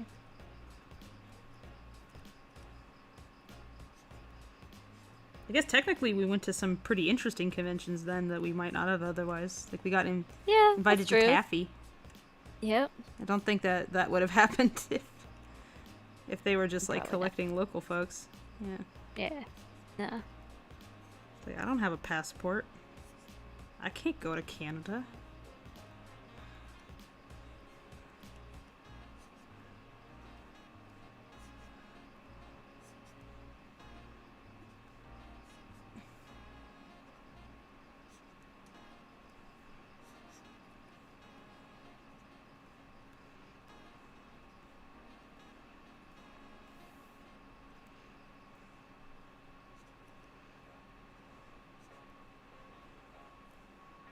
Hey, Nux. It's not quite midnight yet here. It's only 10 where Fable is. We're still on Sunday time.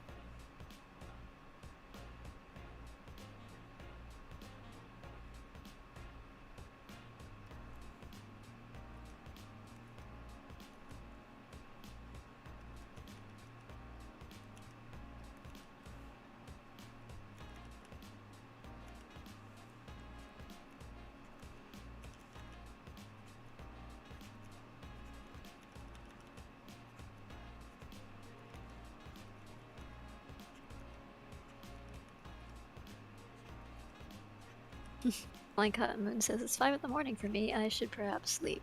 Yeah.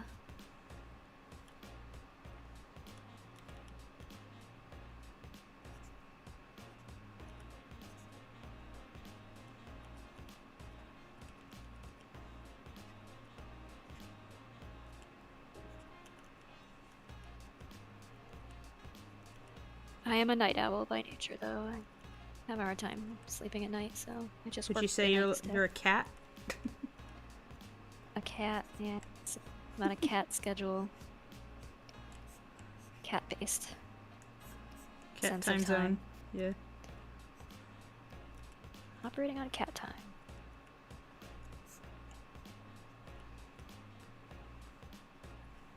So I'm surrounded by cats. I have to do things their way, or else.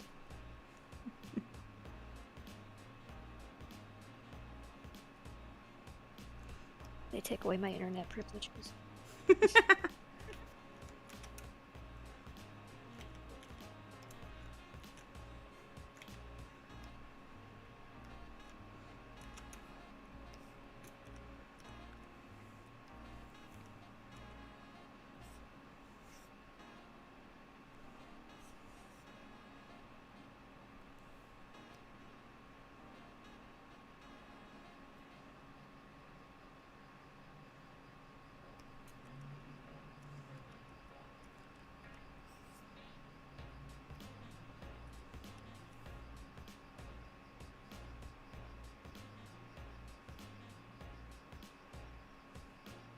Oh, hey, Printed Wit. Damn, thank you. Jesus What? Christ. Oh my goodness!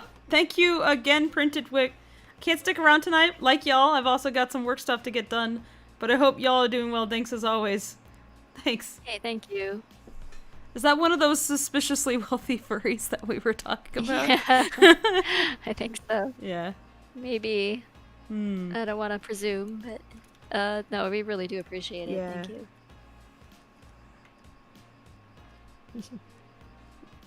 Nicholas Price says, look at this patron of the art we got over here. Yeah. Hey, it absolutely helps us to keep doing what we're doing. So, not an exaggeration.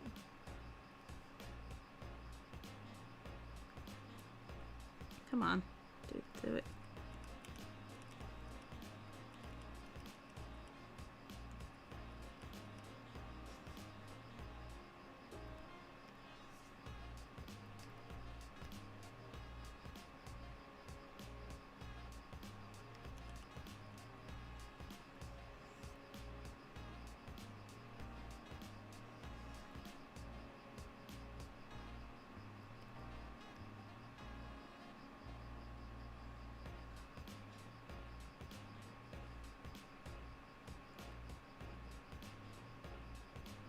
Blue Legacy Art says, Tracy, you once said in an interview you played Bioshock. Do you recommend Bioshock? I'm the type of gamer that loves storytelling and beautiful designs in video games. Yeah, I recommend Bioshock. It's good stuff. Especially if you like art Kind of deco obligated to. rejection of... Yeah. Yeah. I mean, it's beautiful.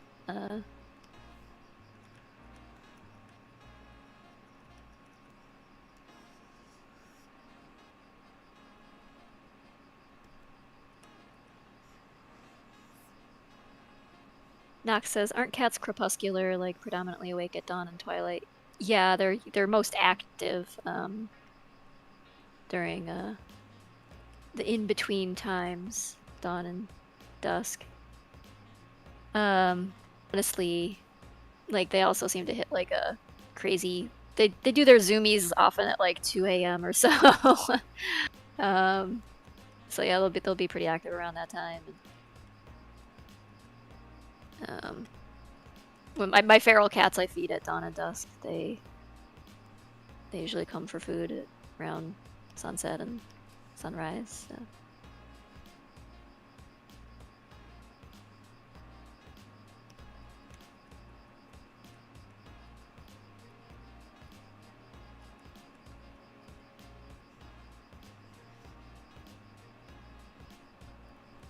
They just seem to have like multiple cycles within a day, whereas we as humans, like, I don't know, we're on like mostly a diurnal, like, you know, sleep around 8 hours, 7-8 hours, and then awake for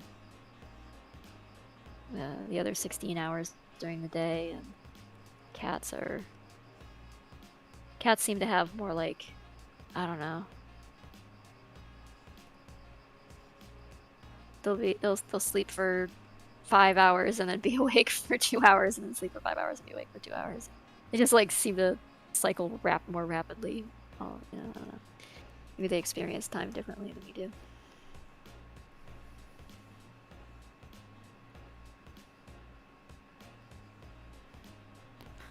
Chris says, I'm back from my practice test and I scored in the green. Does that mean you pass? I haven't had I haven't had to take a GED, so I don't know how it works. Speaking about something green, if you had half the money of all the world, would you want to try and bring... If you had all the money in the world, what IP would you want to try and bring back from the dead, and how would you revive it? All the money in the world? Why would I be working in cartoons then? I mean, why wouldn't you? If I had all the money in the world, there's so much I could do. I can't imagine. Like, I'd still be drawing my stupid comic. Probably, yeah. I'd hire a lot more people to help me make it, you know, more like an animated thing. But, like, who the fuck needs Kickstarter then? I mean, I'd still be doing it. But yeah, if I had all the money in the world, I don't know. It seems like you'd be almost obliged to do some philanthropic stuff, first and foremost.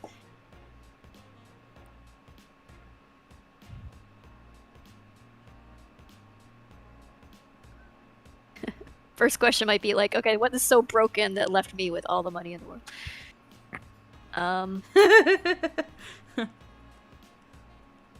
Max Dawson says, does Mitzi run out of options, then reluctantly recruit Virgil? She's not that desperate yet, that's for sure. Yeah. She nearly murdered that guy. I don't think she considers him a, you know, ally. But Yeah, I don't know. Things could always get worse, so... It's like, what's worse than Rocky? Virgil. Yeah, what's less reliable and competent than Rocky? I could think of a guy. At least Rocky's heart is in the right place. I don't know about Virgil. Yeah, I mean, I don't think Virgil's heart is in the wrong. He's not like a, evil or anything. No. But he probably forget what he was asked to do, even. Yeah. Virgil, that's not what I told you to pick up. I said get coffee. You came back with salt?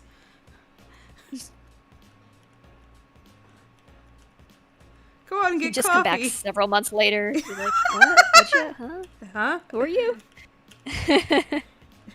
Oh right. Huh?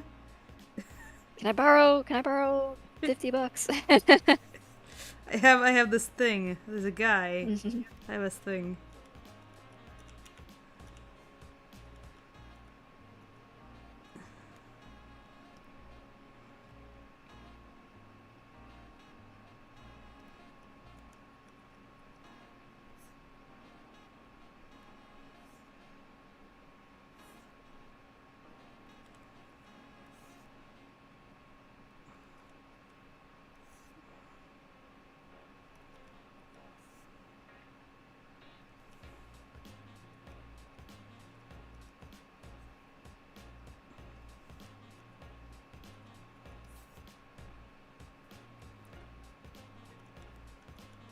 Octomar says, "Why do cat zooms?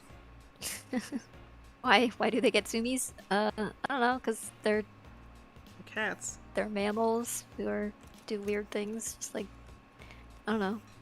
I think people get zoomies too. It just manifests in a different way. They just talk really fast or something.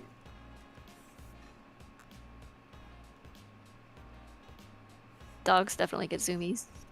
Oh yeah. Bunnies get zoomies. I had pet rabbits. They would do that too. They just like leap up in the air, then run around real fast for a little while. And, like, okay, I'm What's done that now. called? Popcorning? Yeah, Yeah. it's cute.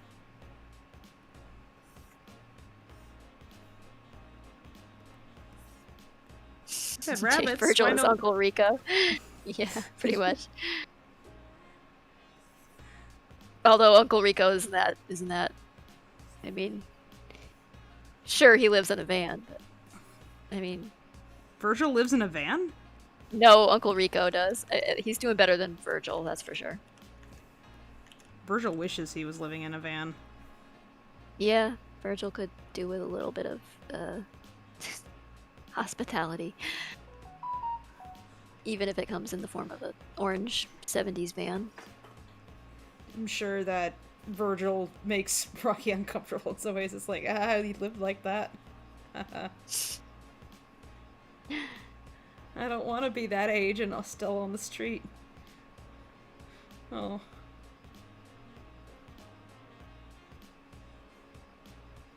See ya, Jared. Can turtles get turtles zoomies? get Well, they zoomies? escape. So, yeah. Probably, yeah. Yeah. I've seen turtles get. Turtles can get climb feisty. fences. Did Yeah, you know? they can- Yeah, they can actually climb fences.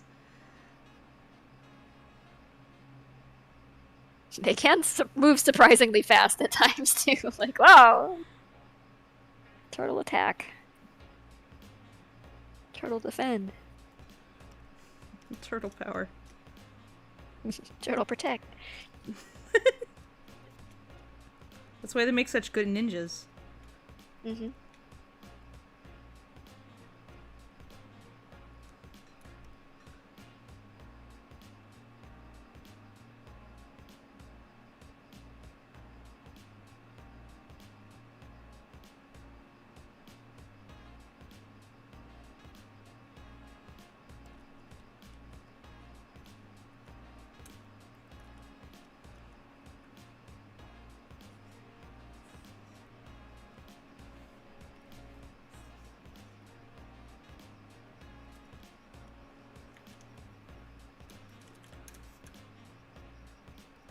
Sucks.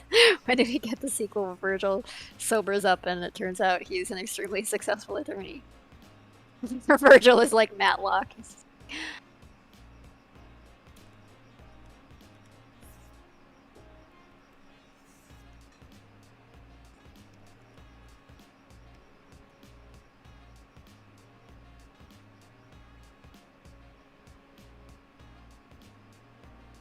Damien Fernandez says, this appeared in my recommended section, so what's the stream about? Animation. We're making a cartoon. Making an animated short film. And streaming some of the work while it's done.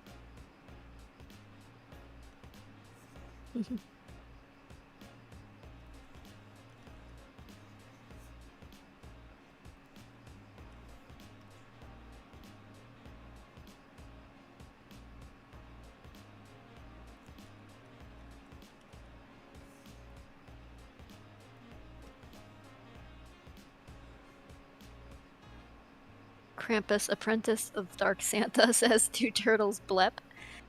I mean, they have a tongue, meh. So I mean, I guess. Yeah, they sometimes will like during open their a turtle's mouth. very special time. They go meh.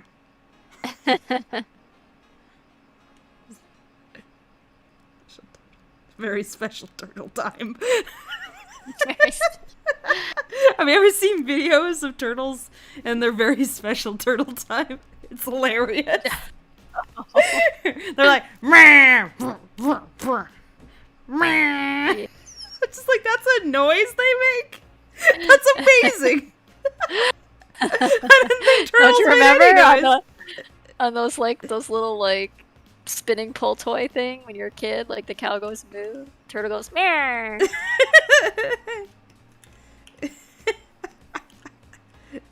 And so the first time I saw it, I was like, this is the most delightful thing.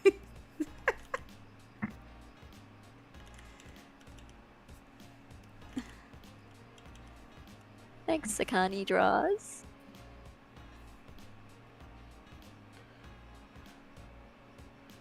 I love your streams. Shit.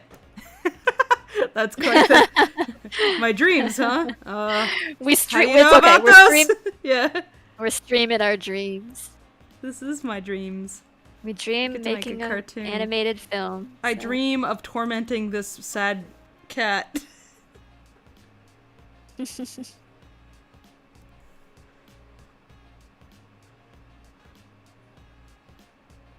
All Fable ever really wanted was to make him more sad.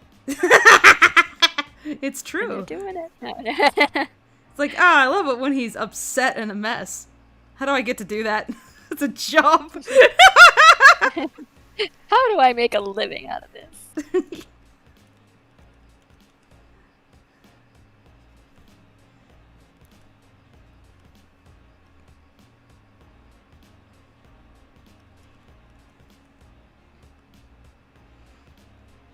Oh shit, did I just... I am a dumb. I am a dumb.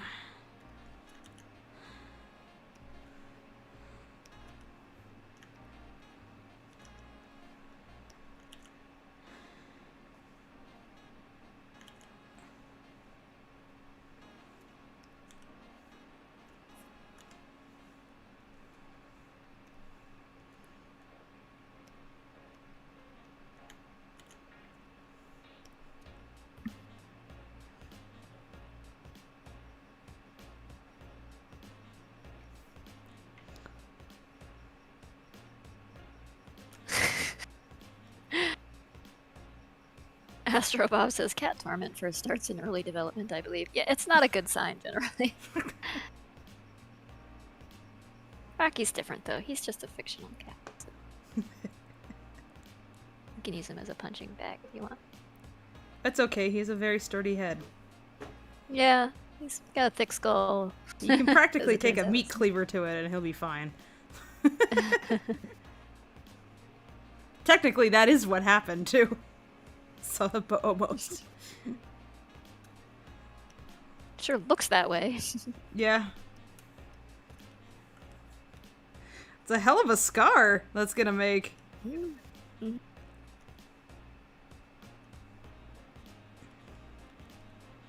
It's okay. Just use it to add to his badass image. Everybody thinks he's such a badass, you know?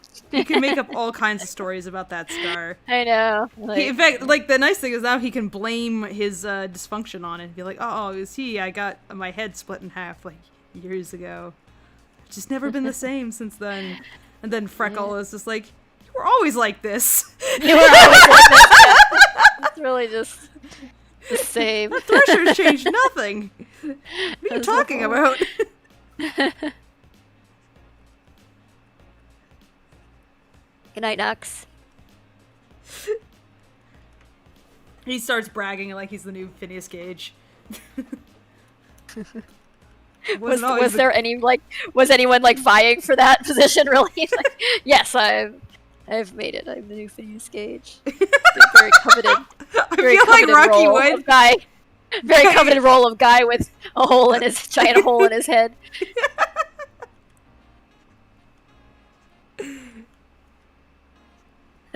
Live your dreams, Rocky. Yeah. Know that one day you too can be guy with a hole in his head. If you believe in yourself hard enough. Yeah, you can achieve all your dreams. Live your dreams. Get a hole in your head. Shoot for the stars, Rocky. You can do it. Just get a pole stuck through your brain. That'll definitely get Mitzi's attention. You won't be able to do math anymore, but...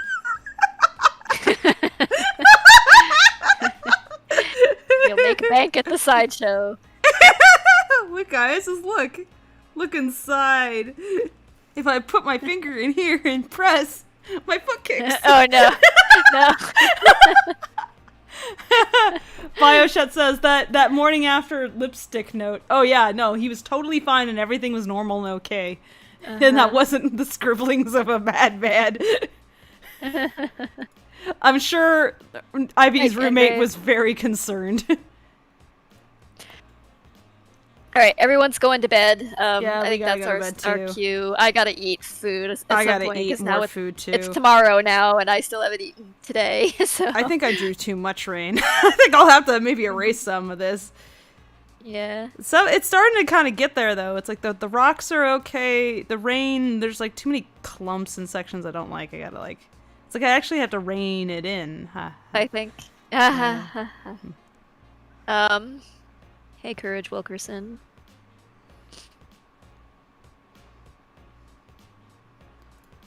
Welcome. We're wrapping up soon here, but good to see you.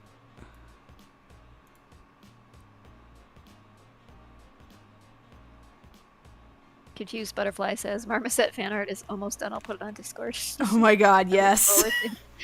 Yes. All hail Morty Marmoset. He's the wackiest. All the kids love him. He's off to do a business. He shoots bananas. He shoots nuts and bananas. That was his little marmoset Tommy gun. It's adorable. His little banana gun. Little banana gun. Pew pew. Full auto. Yeah. Oh no! Morty Marmoset pulls out a banana. Pew pew. Out comes like the peel, unpeels, and out comes like the banana bit.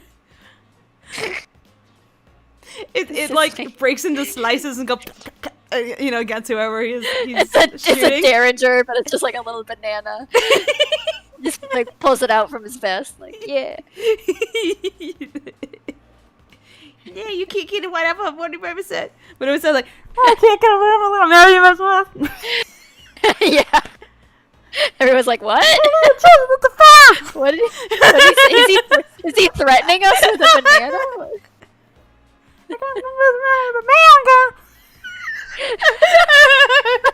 And also, he's really, really tiny. Like, everybody else is normal size. He's just... Little Marmoset just shooting bananas at cats. He's got marmoset size.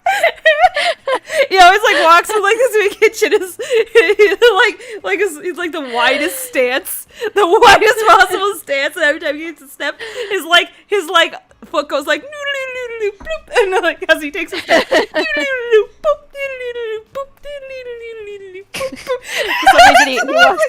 reason he walks like a cowboy.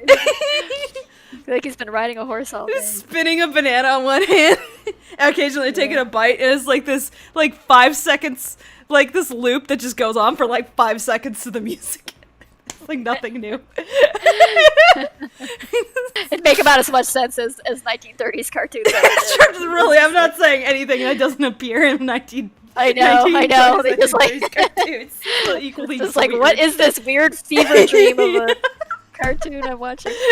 I don't know. The animators just were like, you know, it'd be funny as if it's just Ty started to spin and then it flew away. It was really all just like, because they didn't have audio, so it was all just like sight gags. Like, watch this stupid weird thing this tree or flower is going to do for some reason. Well, look at that. It just licked the flower. It came out, and then he had to put the petals back on the flower because the flower is scolding him. You return my petals. And he's like, oh, excuse me. You. It is definitely time for us to end this stream. Like we 40 Morrison animation Kickstarter win. There you go. There's our next project, obviously. We'll pause in the middle of Lackadaisy to just insert like this little animated short about Marty Marsh. It's like intermission time, guys. Get your popcorn, get your soda. Get your soda pop. Okay. Guys, time to wrap it up. Continue streaming. Welcome to us. Okay, I think that's it. Thank you, guys. Thank you for 4 hours later, we're like, oh, we gotta end this stream. That's how we went 8 hours before. Hey, Newt. All right. Hi, Newt. All right. Good night, everyone. Bye, Newt.